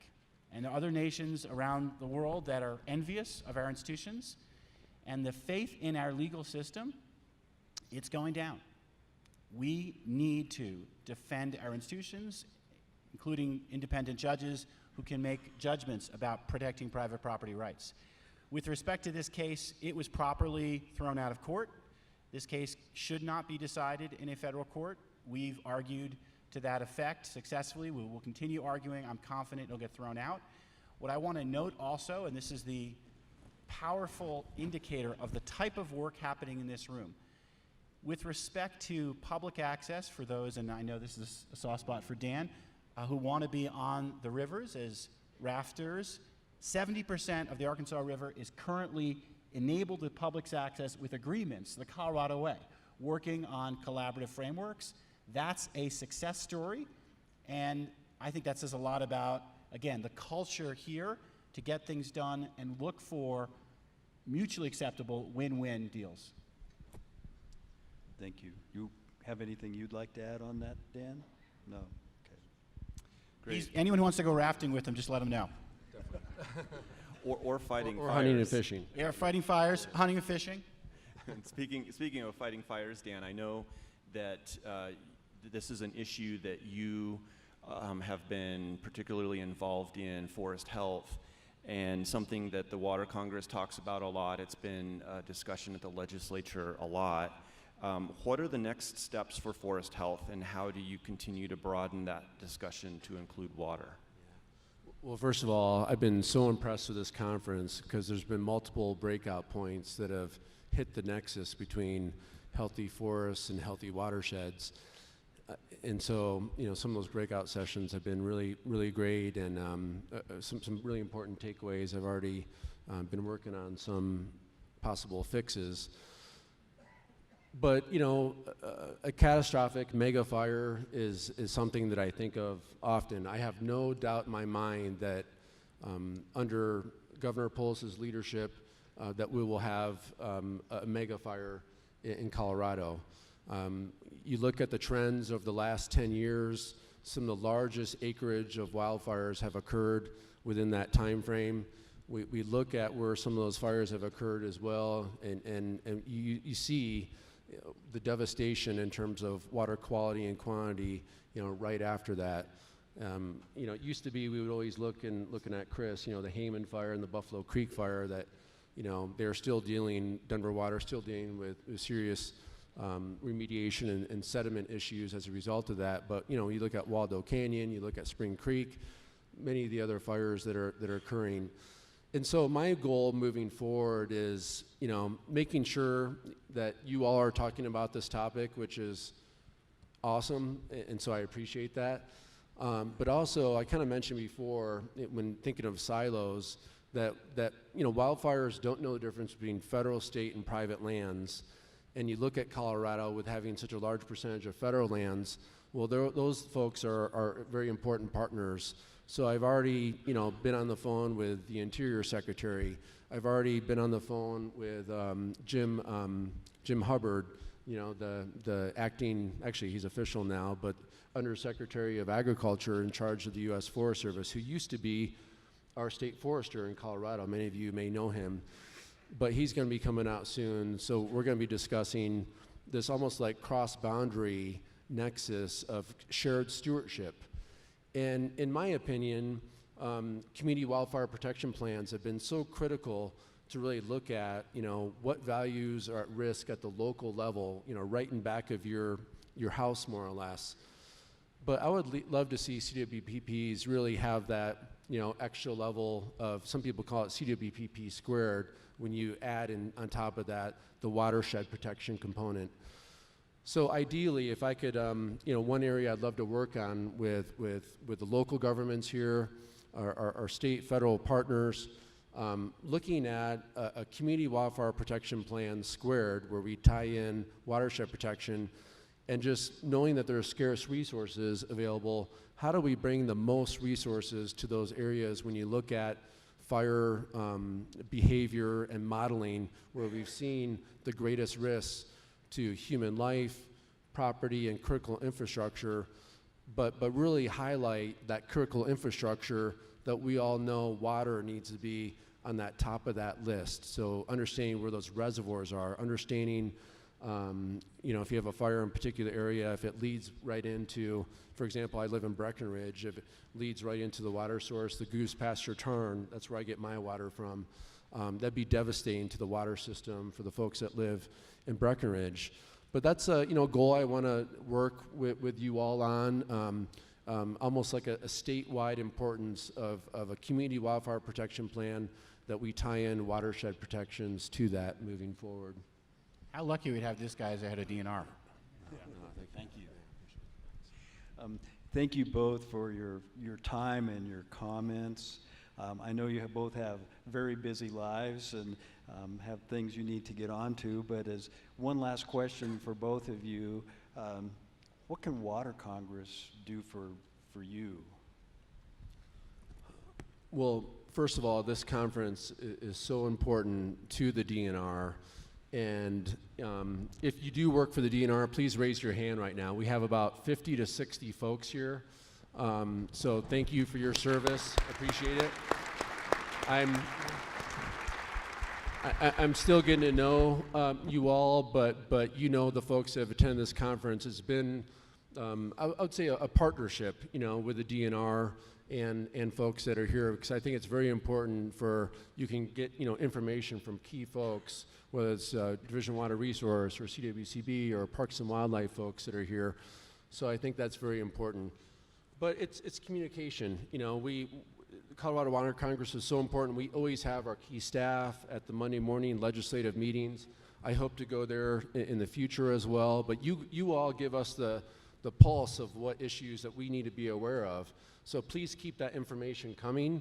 Ideally, if there's, real challenging issues, we'd like to have you take care of all the controversial stuff, and you hand me a perfect document with no controversy or anything like that. So work on that, right, on all those issues. But really sharing information, and I view you all in the room as very, very important partners moving forward. I don't even have business cards yet. My confirmation hearing is in a couple hours, but my cell phone will be on the DNR website. I've already scheduled, meetings with some of you in the room, but really look forward to sharing information. I want to learn from you, and really take some of your concerns and figuring out how we can fill the holes, if possible, and move forward collaboratively together. First, I'd say keep doing the work you're doing the way you're doing it. It is extraordinarily important to our state. Number two, how many folks from the AG's office are here? I know we've got Amy, Karen, a few others. All right, let's give them a round of applause for a great.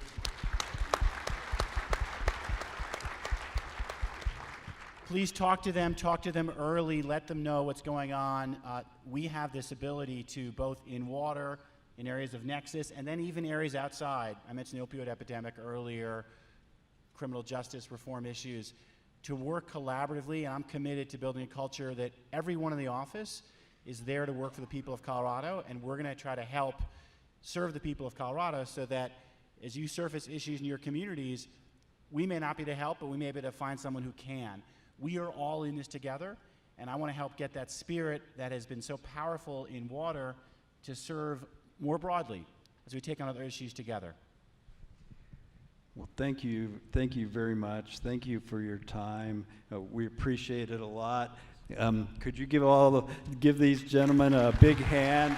Looking forward to working with them in the coming years.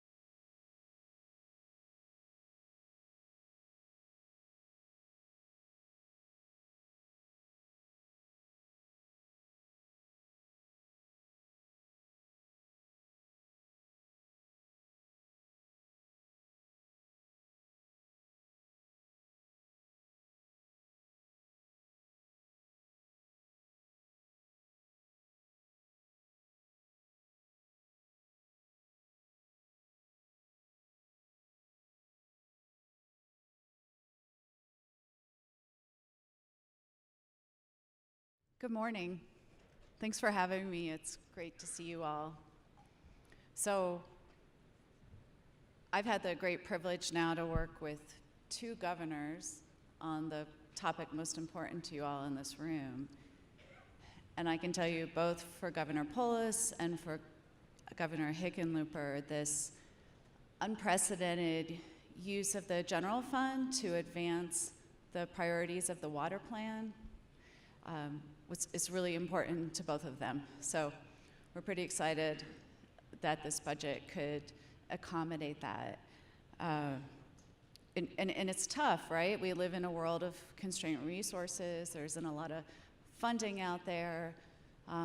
We're repaying the state back from all the fire funding, from the big cost this summer. So there are a lot of priorities out there, and I just wanted to pass along from each of the governors what a really important, how important your work is in their eyes. So I think I was selected as budget director not just because I love numbers, and I do, I'm really happy in a spreadsheet, but I served as director of state operations under Lieutenant Governor and Chief Operating Officer Donna Lynn, and was able to travel the state to see with her.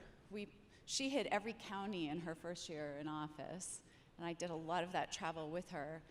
We're in the Eastern Plains and the mountain regions and seeing the impact of state operations on the people who live here and the businesses trying to thrive in our state.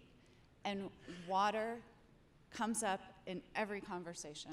It's, as you all know, because you've been doing this work, but able to see the state impact in action, whether it's protecting watershed over in the Eastern Plains, or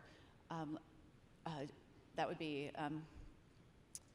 DNR, or with Dora that's inspecting a local rancher's water pump on their tiny little stream in their yard, or assessment of the reclamation from a mine. You know, they're just seeing these things in action, and the impact drives home the importance in a real way of where we allocate our budget dollars, of the important impact we can have, the unintended consequences we can have, et cetera. So I'm looking forward to continuing to bring that lens to this job, and listening to you all as stakeholders about the impact of our state and our state's budget on your work. So how is the budget looking? We had a forecast in December where that was continued to be strong. The economy continues to be strong. But there, you know, of course, there are risks out there, and we're now in the second longest expansion period in history, and so we all have our ears to the ground trying to detect if there might be a downturn coming up. And I imagine people in this room are still remember well the impacts of the last recession. In fact, the cuts we had to make in 2009 as a state were just now, this fiscal year, when you adjust for inflation and population growth, we're just now climbing back to those 2009 levels. There's a graph on the November 1 budget that shows this. So, you know, I've heard a lot of you as stakeholders have felt that. You know, you felt that pinch from the state and the tightening of resources over the last years. And analytically, it plays out. Like what you're experiencing has played out because we're just now climbing back to where we were. But even in good economic times, I think the stakeholders in this room see a lot of up and down because of the funding connected with the severance tax and its inherent volatility. As you grow production, add credits, the credits drop the revenue, and the revenue's back up. So, you know, just from our December forecast, I'm looking, you know, year to year, you've got fluctuations of 40 to 30% up and down every year due to the structure of that funding mechanism. And that's a very hard volatility to work with, to plan with. And it's a concern my team's looking into. I know it's a concern for a lot of you in this room. And it's one of the reasons why we made the general fund commitment this year when we were able to. So Doug asked me what this group can do for me, and I thought that was, nobody ever asked the budget director how they can help you. They always ask, here's my problem, help me solve it. So anyway, I was thrilled to get that question, and I'll offer a shout out here, which is that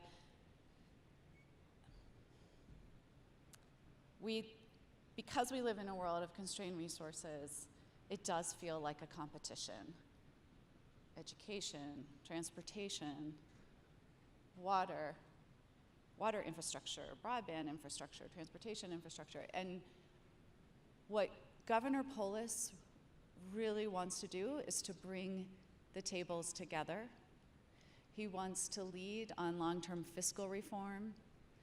He wants to help find a solution that works for all the state's needs and find a solution that the voters will approve. So he's appointed an unprecedented position. He is a senior advisor on long-term fiscal health. That's Carrie Kennedy, and she's working hard at it every day. Our whole team is. This is critically important to the governor to lead on this area. And so my ask for you is to try and put the competition aside and help come together to broker a solution that could work for us statewide and meet all the needs. I think it's tough to do, but if we engage all our business stakeholders, if we're separately, the education folks are out engaging business stakeholders on the needs for education, and then separately, the broadband interests are out engaging our business and community stakeholders on the needs for broadband, and then separately, the water stakeholders are out engaging the business and community on the needs for water. I think maybe there's something we can do as a team if we pool resources and think about our state's long-term fiscal health and all the needs together. So we're welcoming you at that table and inviting a collaborative conversation, which I know from the water plan you all have demonstrated you're leaders in the state at being collaborative and working with diverse and multiple interests already. So we should probably follow your path and your structure and lead on this, because you have a lot to tell the state about collaborative efforts. So I'll take a couple questions if anyone has any, and then I wanted to leave you with a story.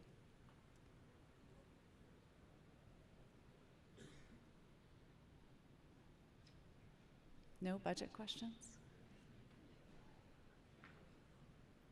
Okay.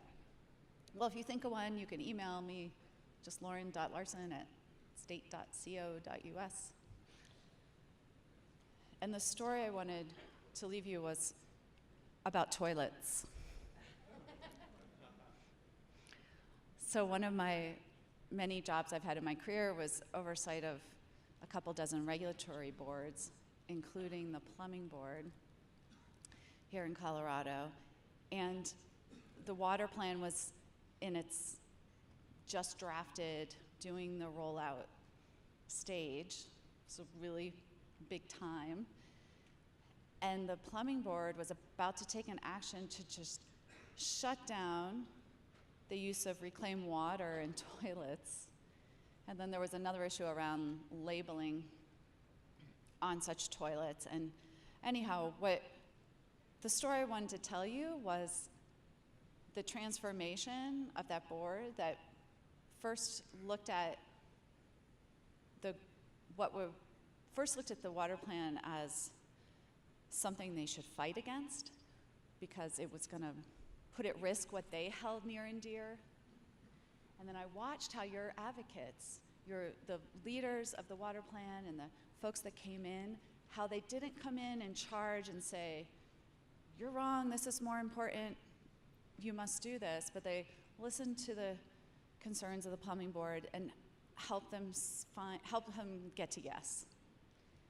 And I just thought about the obstacles you've already faced in this room that was just one little example of stakeholders that didn't understand what's at stake with the work you're working on. You're trying to save the state from a catastrophic water shortage.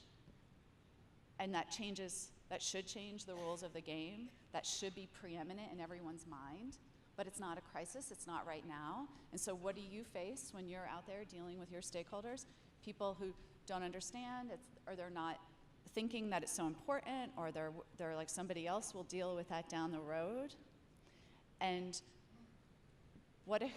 so I just want to commend you for tackling that uphill climb in what I think must be dozens, hundreds of conversations that you've had as you advance your work. And to just say, let me know how the state can help you continue, and to continue in this collaborative mindset, which is that, okay, I know this is the 100th time, but I'm still going to sit down and listen and meet you where you are, and figure out how I can help you understand the urgency and the importance of this issue.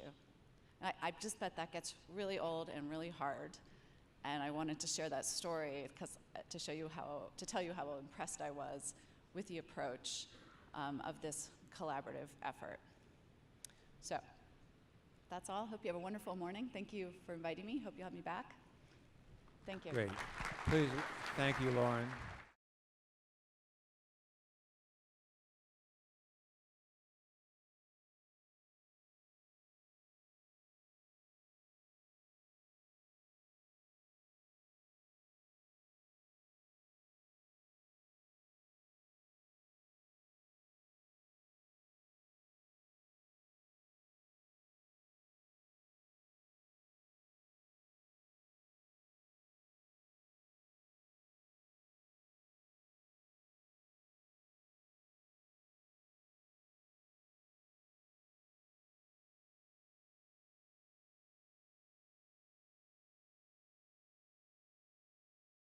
So thank you, Doug, for having me. And again, Becky Mitchell, Director of the Colorado Water Conservation Board. So I wanted to kind of touch base on where we're at. That's the theme of this panel or this discussion, and kind of let you know where we're at as of now.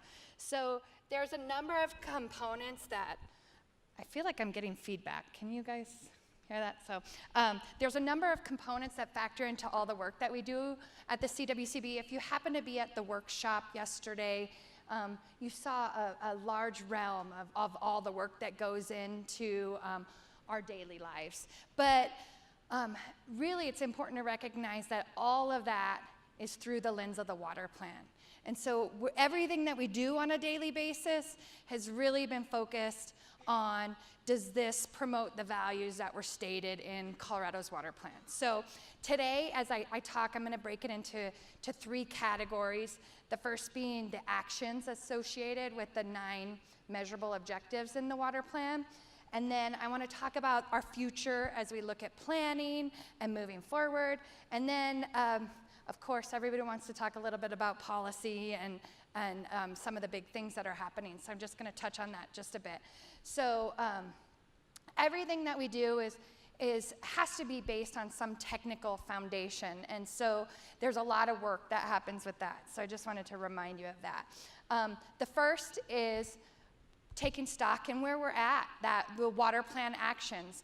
We cannot be considered successful unless we measure what we are doing. And so I think that's an important checks and balances of saying, okay, we have looked and taken a holistic view on the water plan, and as we move forward, can we say we're doing things with it? So that's been one of the things that we've really tried to focus on.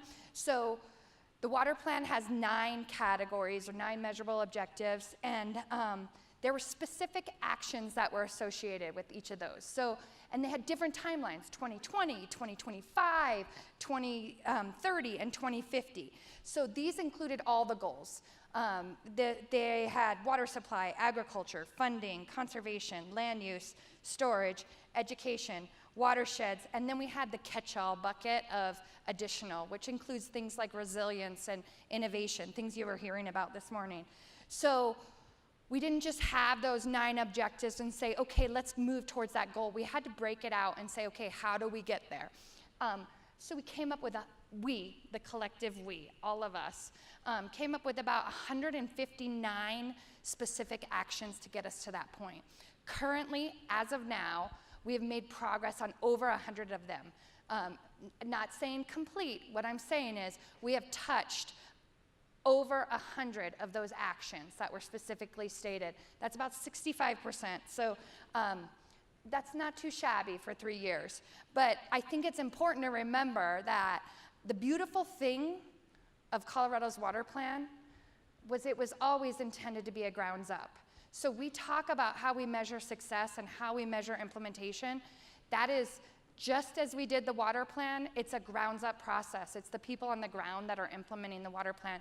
So we're checking in with you, and if you see that we are not counting something that you have done, we need to get back and do that.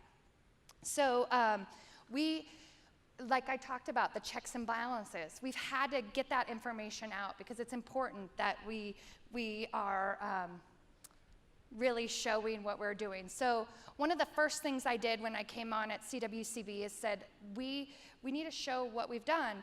And we came up with the report Ripple Effects. And that was really a status on implementation. And we're going to continue to update that, continue to look at that, and get that information out. One of the goals in the water plan, not the only goal, but one of the goals in the water plan, you recall from Lauren's conversation that severance tax is an unpredictable source of funding. So one of the objectives is to find a sustainable source of long-term funding. There continues to be a huge amount of work happening on that. And I've been very excited to see with Governor Hickenlooper, but then it carried through with Governor Polis, the commitment to that. To have Governor Polis mention Colorado's water plan, the work that everyone in here has done in his State of the State, but then to also make a commitment to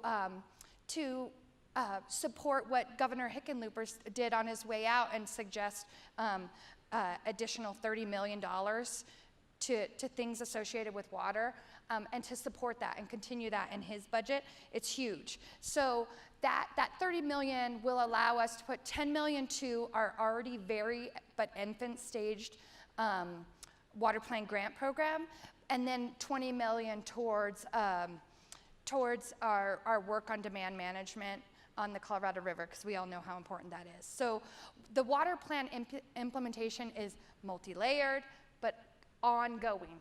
Every day the word water plan comes out of my mouth, even to my children at home.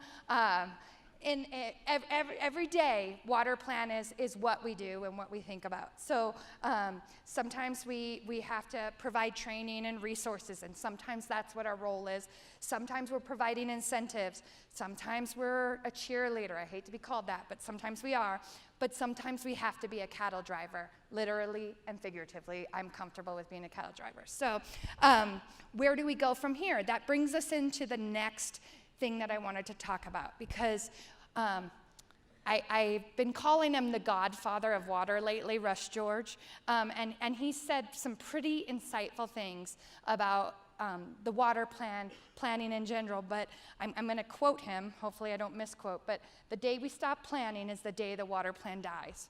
So I've had to take that literally and say, okay, how do we continue on with that? Why is that important? Why is that so important? How do we move forward? So we have to have a solid foundation. Chapter 11 of the water plan, that was another state government checks and balance, but Chapter 11 of the water plan talked about, okay, what else do we have to do? How do we have to keep moving forward? So the water plan was built on the technical foundation of SWASI, but then it also was built on the basin implementation plans and rolling those up into the water plan. Those can't stop. So Chapter 11 had that checks and balance of timeline of when things are initiated. The initiation date for SWASI was 2016. That'll be coming out in July of this year, but we're trying to trickle out information as much as we can. One of the things that was so exciting about SWASI, and especially after that last polling question, where it said everybody thinks, or where there was a large number that want to talk about climate change, I don't think we may have seen that answer 10 years ago, but one of the things that is important about what we were doing is I don't want to say we're ahead of the game, but we have this version of Swazi has incorporated climate change impacts for the first time. So that is a huge step forward. And as we look at all of our planning, we're saying, okay, how do we incorporate that? You can't deny that we're in about a 20-year drought at this point. So we have to factor that into our planning. The Basin Implementation Plan date was 2018 to initiate.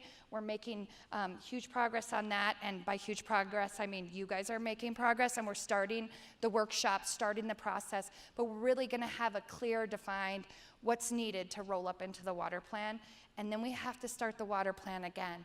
I wanted to take a nap, but that's not what you do with planning. We have to keep going, keep going. We, the collective we, have to keep going. So that's where we are on that technical piece. And then another thing, that third thing I said I'd talk about in terms of what CWCB does, besides traveling out and talking to everybody, but we really spend a lot of our energy and focus on policy and planning as it associates with policy. So I'm going to touch briefly on the Colorado River, really briefly, but because that's one of the biggest policy things that we have going right now. So outside of those direct actions in the water plan, we know that there are many other things that are critical to success. And none of those is any more important than some of the widely discussed Colorado River discussions that we've been having as of late. Just a quick primer, just a quick where we're at. I mentioned the 20-year drought. In response to that, the Colorado Basin and projections, there's a projection for increased demand. So how are we going to respond to that? What are the policies that we need to look at in Colorado that are associated with that? So with that increased demand, we also see the potential for a decreased supply. So the Bureau of Reclamation instructed the signatory states to the Colorado River Compact to develop drought contingency plans. Where are we at with those? Today's a big day. I'm sure everybody here knows, but those drought contingency plans are intended to address and reduce the likelihood of Colorado River reservoirs further declining to critical elevations. This is especially focused on Lake Mead and Lake Powell. So over the last several months, that has been a huge amount of our focus, not only myself, but you heard about the Attorney General's office and the staff at CWCB. Our partners across the state have all been continually focused on these drought contingency plans. So we've really been focusing on our approach and making sure how do we communicate that, how do we get that out. In November, the CWCB board unanimously approved a policy statement supporting the Upper Basin draft drought contingency plan documentation. The policy statement also laid out the board's support for investigating, not acting on, but investigating the potential for a demand management program that would compensate water users for voluntarily, temporarily, and compensating if they didn't use water, so or reducing their use of Colorado River water. That helps us fill that storage pool that's authorized in the DCP, that 500,000 acre-foot storage pool. So in December, a lot's been happening. This is a day-to-day, minute-by-minute thing, but in December, the Upper Colorado River Commission approved those Upper Basin DCP documents, as well as the companion agreement that needed to go with them, which would tie these Upper Basin and then the Lower Basin DCP documents together. So the Upper Basin has done their diligence, and that happened in December. And right post that, right after that, I think it might have been the day after that, the Bureau of Reclamation Commissioner Brenda Berman set a date of January 31st for the Lower Basin to have their for the 7 states to all have some decisions on how we move forward and sign those larger documents. So we'd done our job, and we had done what I would consider fairly well. If you looked at your phone, you probably saw that today is January 31st, right? So with the deadline being today, we're prepared. We're going to continue to work together with the Bureau of Rec. We're going to continue to work together with our fellow states, and we're optimistic that we're going to have a 7-basin state solution. That's our intention, and that's where we've stood, and we think we can show that we are an example of how to work together. So we stand with the commissioner on this, and that is all I have. Okay, Becky, thank you very much.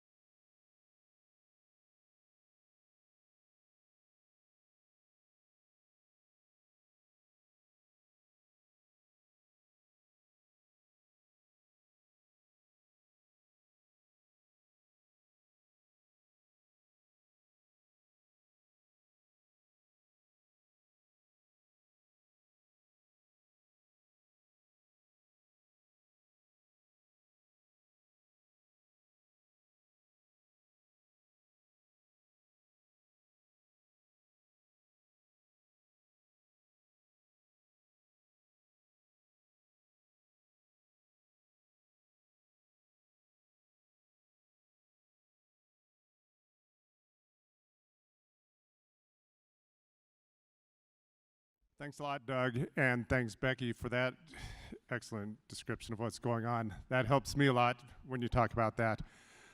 If you look at your program, part of the topic for this panel was, will we be singing a different tune in June? That's a great way to describe it, if you think about it. If you go back to 2018, yeah, we were singing a tune. Maybe we weren't all singing the same tune, but the tune we were singing was the blues. It was a rough year. We really struggled.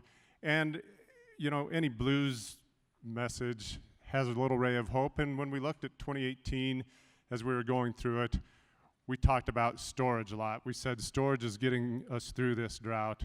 And not everybody could make that claim, but it was helpful for us to look at storage as we got through 2018. It saved a lot of people. But then we also had that caveat, that's not going to carry us through another year, because we've got to rebuild storage. But that's part of the blues we were singing.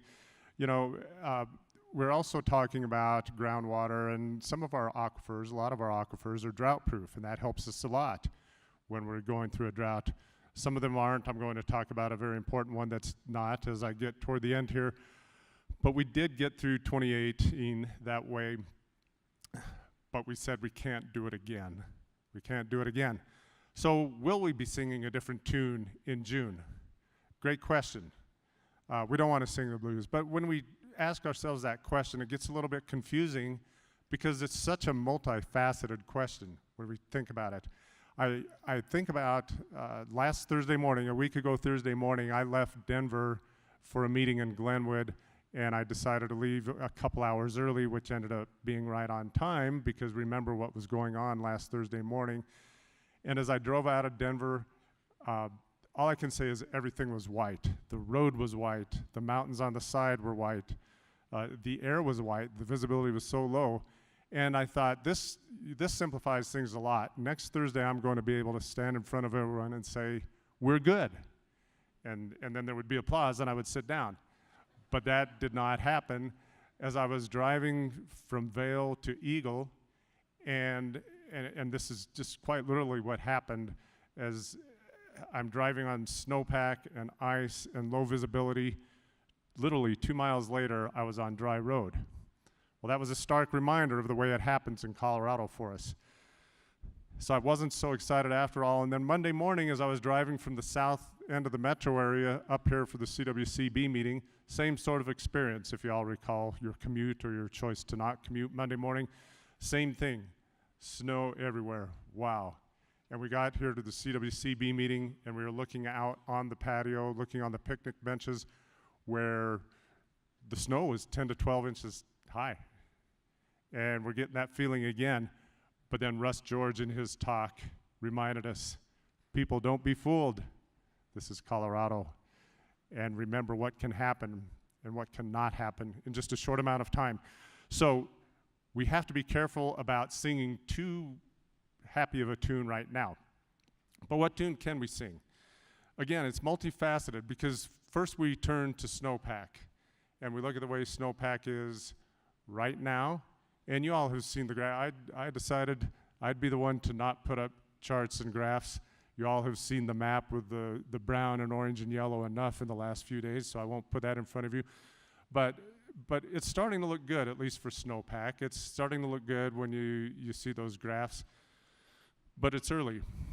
But snowpack in and of itself is multifaceted. Where is it really occurring? Is it occurring in the parts of the state we need it? Is there dust on the snow? Because we know what that does. That can impact the way the snow runs off. What is the elevation of that snow? Where is it occurring? We have that to worry about. But it's not just the snowpack, of course. Temperatures. What about the spring temperatures in the high country that could cause that snow melt to occur more quickly? What about the temperatures as we work through the irrigation season and the crops are really struggling in the heat? We have to worry about that. What about the rain as we get later in the season? Is it occurring in the high country? Is it occurring out on the plains? What about, is it hitting the impervious areas of our urban areas and creating runoff? So we can consider rain, but it's multifaceted in and of itself. What storage did we come into the water year with? Well, not great. If we look around the basins, if we look at our SWASI report from November 1st, it was not that great. We had okay numbers in the northeast and the southwest part of the state, even better numbers from the northwest and the southeast part of the state. Center of the state, not good at all. The Gunnison, the Rio Grande, the Colorado. But that's the storage. What kind of reservoirs were those? Are they municipal reservoirs? Are they irrigation reservoirs? How do they normally operate? Are they used to being empty at that time of year? And so again, it gets more and more confusing, and I got a feeling that I'm just making it more confusing as I talk about it, and we hope to clarify some of that as we develop our understanding during the spring. But you know, just to put one more point on that, we have to look at the compacts and the way the compacts are affected by or can affect the impact that drought has on us. So that we have to look at that. Now, a good example on the reservoirs, we look at Paonia Reservoir in the North Gunnison, and that's basically empty right now. It's very low. But that's the way we expect the Gunnison, or that's the way we expect Paonia to operate, for it to get low. And it doesn't take spectacular snowmelt or snowpack to refill Paonia. So, you know, I can tell you we're pretty optimistic that a reservoir like that will fill, even though it's low right now. So it can be a little deceiving. And similarly, the reservoirs on the Grand Mesa, down low. But I think the outlook for them to fill is pretty good. And again, it doesn't take a spectacular amount of snowpack for those to fill. So we can be pretty optimistic about those.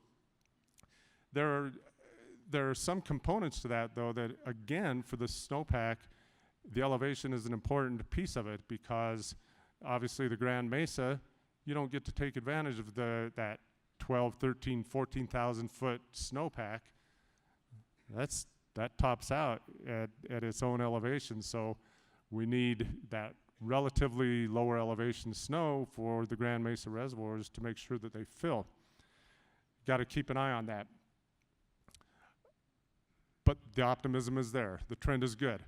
Talking about compacts, and again, and the elevation of snow, when we look in the La Plata River drainage and the La Plata compact, we met that compact. It's a helpful way to manage a compact there because it works on an indexed flow at a certain location on the La Plata River, and our deliveries to New Mexico are indexed based on that flow.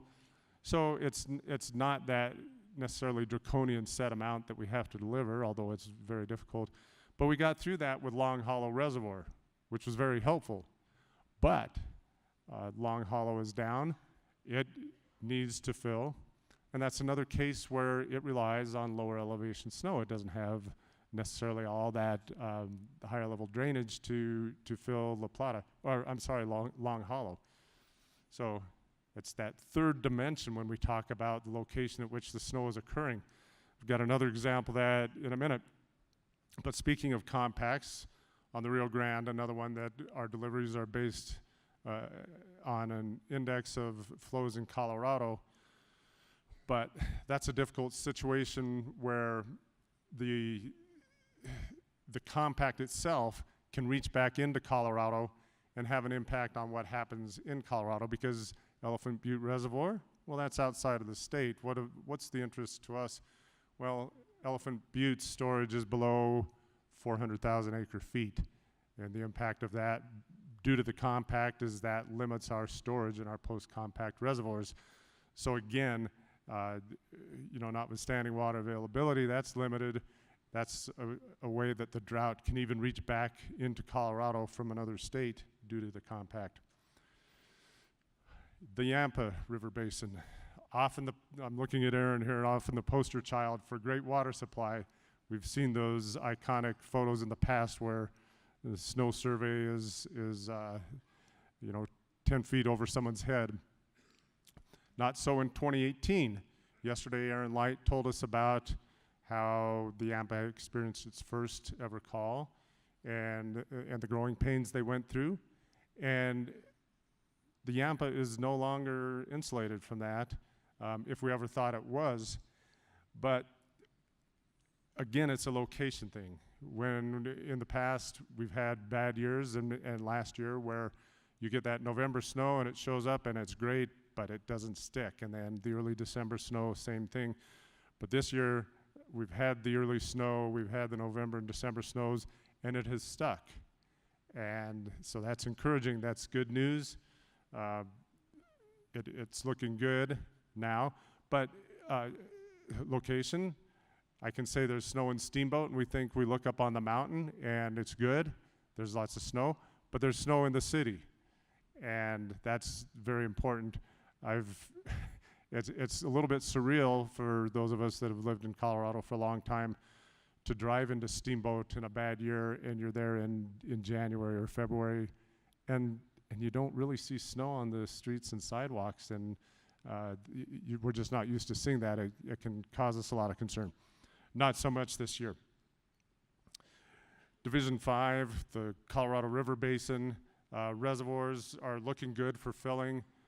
Maybe not quite there for necessarily Granby or Green Mountain, but we'll be optimistic. And again, we have reason to be optimistic. We feel reason to be optimistic. So we'll continue to keep our eye on those areas. South Platte Basin. I had a chance to talk to Jim Yon, and I always like to ask him, what are your reservoirs looking like on the lower South Platte? These are the reservoirs on the plains that fill during the late fall and winter, and on into the spring, maybe just a little bit. And those reservoirs on the lower South Platte, on the plains, are full. I asked Jim, of course, about North Sterling. That's his reservoir, and he said, we're not there yet, but it looks good. And so we're looking good on the South Platte. But then again, we're talking about in the winter on the lower part of the river. And so what does that mean as far as our snowpack for other uses in the South Platte, municipal supplies, et cetera? It's about that location. It's about the type of reservoir. It's about the snow and where it's occurring. Last thing I want to touch on is again, how this gets to be so multifaceted and not simple to look at. I talked about our aquifers in Colorado being, in many cases, somewhat drought-proof, at least on the short term. When we think about Denver Basin aquifers, when we think about our alluvial aquifers on the Arkansas and the South Platte, one bad year does not impact those aquifers so much. The Ogallala Aquifer, of course, we have a very legitimate long-term concern about that, but that's not impacted by the drought immediately. But we have a really difficult situation in the Rio Grande, and the water users down there that are using all their creativity and all their resources to meet what is ultimately a statutory directive put into their plans to achieve aquifer sustainability.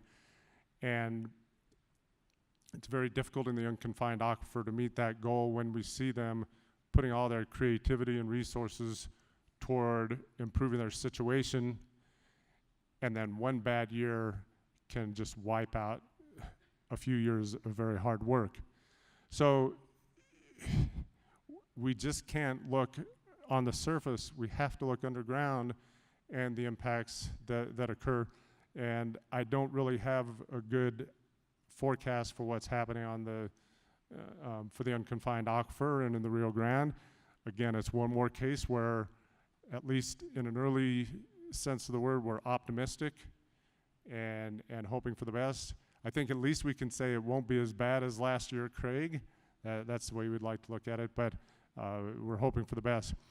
And with any luck, we'll be singing a much better tune in June than we were singing last year. Thanks a lot. Kevin, thank you very much for being here.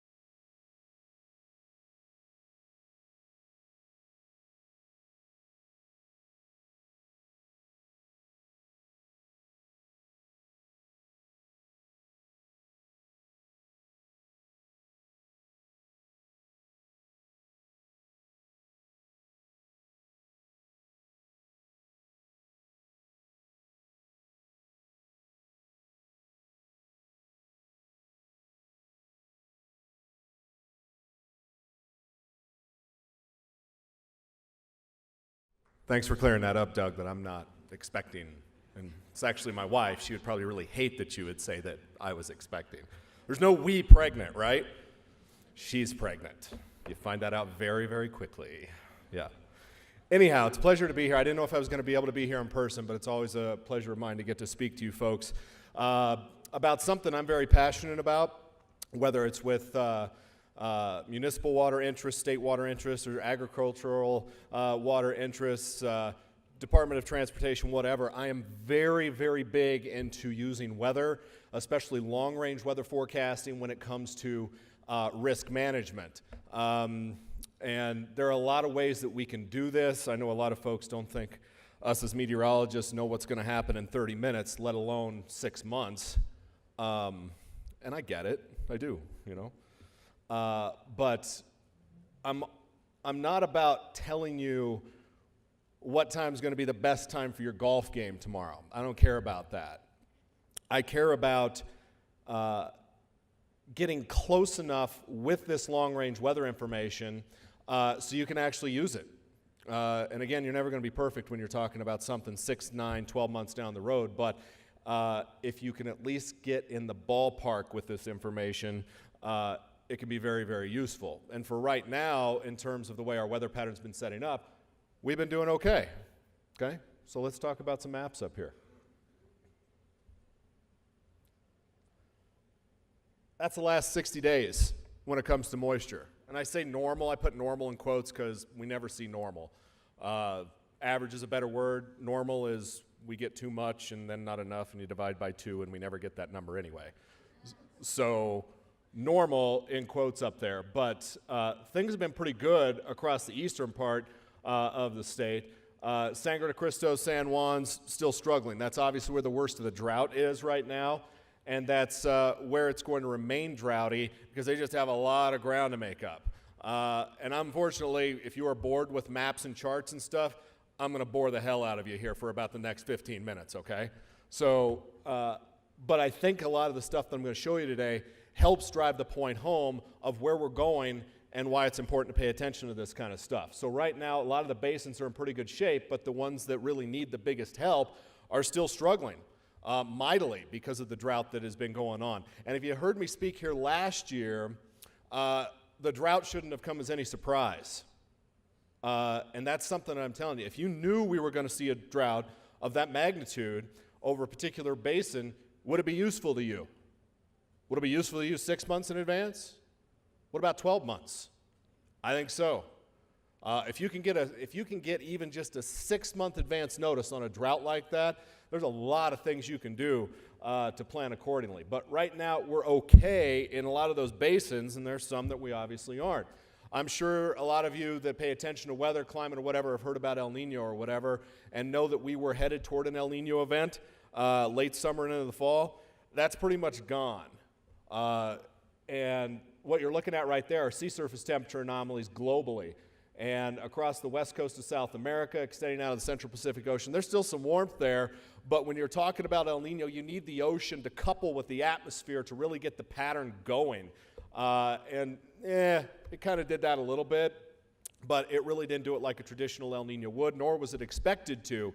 But the good thing is when the Pacific is warm, or at least warmer than average, we usually do okay in terms of moisture here in our state.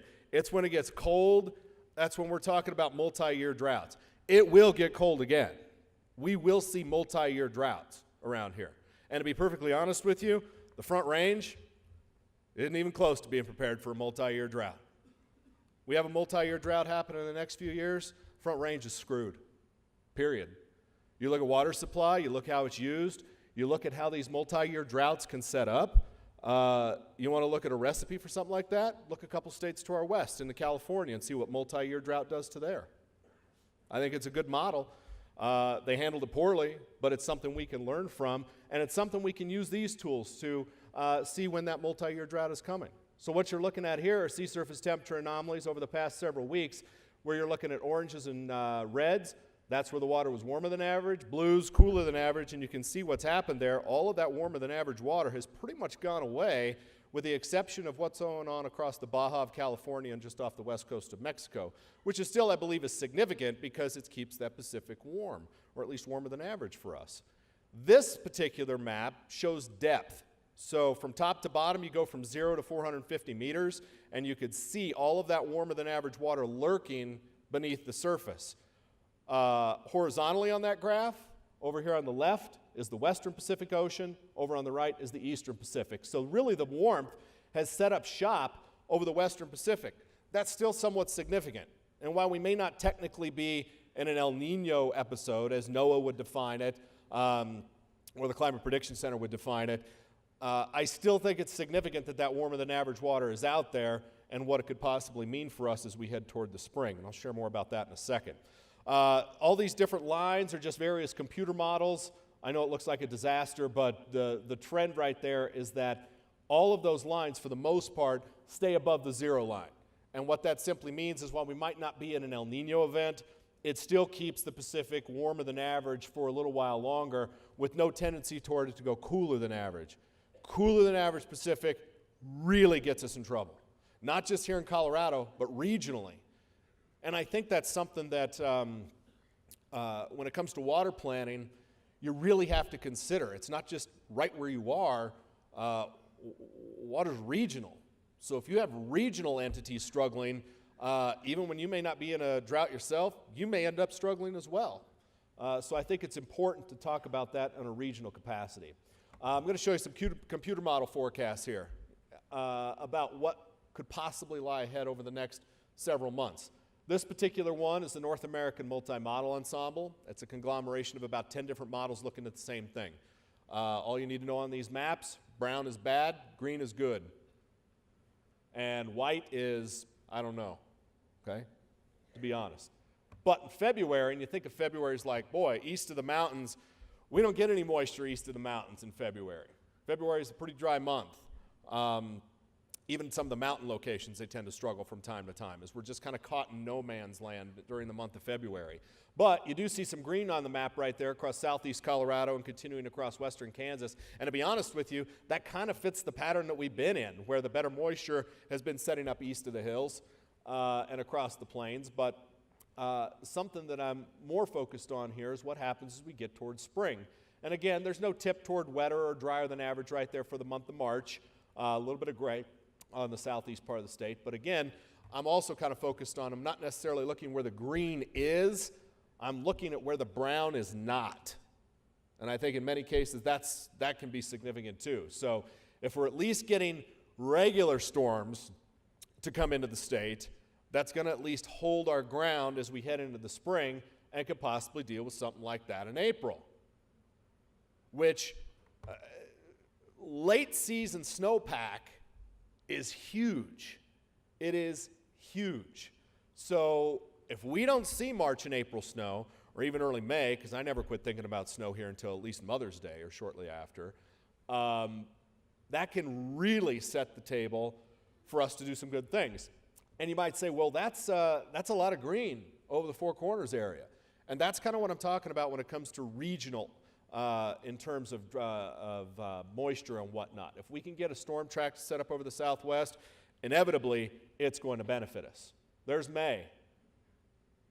Moisture continuing. If you look down there at the Baja of California and off the west coast of Mexico, you guys remember seeing that warmer than average pool down there? I don't think that you necessarily have to have an El Nino to do good things here. And I remember, do you guys remember the MedVet ad? Drove me nuts, man, during the fall. And they were saying, record El Nino, going to set record snowpack. I tell you what, man, as meteorologists, climatologists, whatever, and you hear that kind of stuff, you just roll your eyes when something like that comes out. Because they have no idea what they're talking about. They're just taking a headline and misusing it. But that warmer than average water off the Baja, I think is significant. I think it could help us out this spring. If we go into June, we're still recovering right there. Really? We're going to get that type of wet signal over southeast California, southwest Arizona, up into southwest Colorado in June? That's even ahead of the monsoon season around here. So there are some things here that these models are picking up on that I think is somewhat significant, and even continues into July right there. And again, I don't care if the green is on us. I just am happy that the brown is not. And I think that's something that we need to consider when we're looking at these computer models. Even into August, I don't see any excessive dryness. At least this model doesn't right here, and we're going to check out a couple others as we go forward. This one I know is tough to look at, so bear with me. Again, the same color scheme here. Green is good, brown is bad. We got a lot of green. This is for March, April, and May. And if you look way up there and you see Colorado, Colorado's covered with green. So's New Mexico, Arizona, Utah. No brown during those months. Late season snow, early season rain go a long way to getting us through some tough times, especially if we can hold our ground as we go through February. Temperature-wise, we know that that's significant. If we have an active storm track around here, March, April, and May, we're going to be cooler than average. We have more clouds, the ground's wetter, it heats up less. So if we have a cool, wet spring, I think a lot of us could take that. And this model has been pretty much on board with that now for a while, as I've been watching the trends. If we go into summer, this is June, July, August, we kind of shut that moisture off over the southwest, but it never stays wet very long here. So that really shouldn't come as any surprise. It's how we use that moisture and how we use that snowpack, how we use that rainfall while it's here that sets us up for the times that are lean and when we don't. So again, not a tip toward dry in Colorado, just a tip toward maybe drier than what March, April, and May held for us. And then as we head into June, July, August, temperature-wise, You can see a lot of red on the map there. And I really hesitate to show temperature maps anymore with these models because they paint everything as warmer than average. They painted the Midwest as warmer than average. Yeah. 70 below wind chill in Ely, Minnesota the other day. And they've been cold up there for months. Computer models back in the fall and late summer had them with this crazy warm signal up there. So again, because of the way the computer models and these longer range climate models are performing with temperature, I struggle with it. So I'm not going to show you a whole lot of temperature maps there because I think it's pretty erroneous. This particular model is from Europe. It's one of my favorites. That's why I'm showing it to you last. But that is the February forecast for Colorado and across the country. And again, no real tip toward warmer or I should say wetter or drier than average conditions across Colorado. But again, I'm really not that concerned with February. I'm more concerned with what happens in March. Now, in the southwest part of the state and in northern New Mexico, you do see a little bit of a dry signal right there. Nothing crazy, not like what's going on the West Coast, but again, the pattern fits that the east side of the state, with the way things have been going, should stay wetter than average versus maybe the west side or the southwest side, which has been shorted a little bit. At least it's better than what it was, but it's still shorted. If we go to April, things start to fire up. And you hear me talk about regional stuff. The majority of the time, if we have a storm coming from the southwest, and it sets up in the Texas Panhandle, goes across northern New Mexico, a lot of times we will have to draw moisture up here from the Gulf of Mexico to make that storm tick. If we put moisture in the ground in Texas and Oklahoma, we don't have to go to the Gulf to get that moisture. That storm sets up, it can draw the moisture that's in the air and out of the ground. It's ambient moisture that's present, and that's what really helps to make our storms tick around here a lot of times. You can still go to the Gulf to get the moisture, but you don't have to go as far if you have it right next door, and it makes things better. That's huge when it comes to thunderstorm season in Colorado. But for April, this is the third model that I've showed you that has us going on the uptick here in terms of moisture, not just here in Colorado, but also regionally. If we look at May, you can see the northern Front Range, a little more of a dry signal. The southern part of the state, a little bit wetter. Well, we need the moisture in the south and southwest. So if a place is going to dry out a little bit, I'd much rather have it be the north than the south, the way it works right now. And again, if you look down there in New Mexico and Texas, they're still putting moisture in the ground. Again, that's for May. That's what we look at for June. All models pretty optimistic in terms of our thunderstorm season going forward. Really optimistic states just to our east and southeast. If we go to July, that's monsoon season. You can see that green extending all the way down into central Mexico, coming up through New Mexico and right up into Colorado. And I'm a big believer, if we put moisture in the ground during the spring, we rarely have to worry about our thunderstorm season failing going forward. And a lot of that moisture at the higher terrain would obviously come in the form of wet snow, snowpack. So, cautious optimism. And I am not an optimist. I live just south of realism most of the time. But that drought monitor graphic right there is not an optimistic map. It is not. You got a long way to go in the southwest part of the state to recover from where we've been. But we're not talking about catastrophic multi-year drought here. I mean, last year at this time, and even a little bit before, we were doing okay, you know. But you take this no snow thing and go through the winter months for very long, and it sets the stage for some pretty bad times. So models and trends basically show support for a continued decrease in the dryness, and that's especially as we enter into spring. And I think, again, that late season snowpack is so huge. It's so huge, and if we can set up that southern storm track the way some of these models are looking at, I think it'll go a long way into erasing some of that drought. And a lot of people say, well, what if you're wrong? I don't care if I'm wrong. I really don't. I'm going to tell you what I think.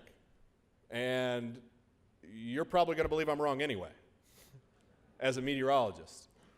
So the thing when it comes to risk management is nobody gets anything accomplished if they're sitting on a fence. If you go to someone and ask them a question, I need to know what you think. I'm going to tell you what I think. They come back to me and say, well, Brian, you were wrong. I'm like, well, you try to forecast the future. Okay? See how that goes for you. But I'm going to take the best group of not only trends and computer models that I can find, and I've been doing this a while, and there's some signals that I can look at that I know may prove to be a little bit more accurate than some of the models and what they look at. But I really believe in this using weather for risk management stuff. I've been doing it for agricultural interests for many years. And when it comes to drought around here, you can believe whatever you want to believe about when the next major drought is to strike the state, or whether it's going to happen or not. Well, I'll tell you, it is going to happen. And if you go back, and I've looked at records for forever, going back into the late 1800s, which is kind of my thing right now. If you want to see drought, you go back to the late 1800s. And you see what a drought like that would do to not just the Front Range, but Colorado as a whole, but the region, if something like that happens. And nobody is prepared for that kind of thing. Nobody. I don't care what anybody tells you. With the amount of people we have and the population that we have and how much water we're using, it's that whole law of normalcy thing that goes on. Everybody's like, well, what's the law of normalcy? You ever watch the news? Have a shooting spree go through a neighborhood? What's the first thing the neighbor says that comes out? I never would have thought that would have happened in my neighborhood. Why not? That kind of stuff can happen anywhere. Historic records say drought of incredible magnitude can strike us here. And it will. It'll eventually strike us. So if we can use risk management tools that we have, especially something like weather and long-range forecasting to help mitigate that stuff, I think that's a pretty good thing to have. So I have my contact information up there. I know a lot of you have seen me speak before. A lot of you know how to reach me. If you're interested and you didn't get that, you can talk to Doug or whatever. But if you're not using weather in your risk management toolbox, you're messing up, in my opinion. So again, thank you guys for having me here today. I'm going to hang around a little bit. If you got any questions for me, just hit me up, okay? Thank you. Brian, thank you very much.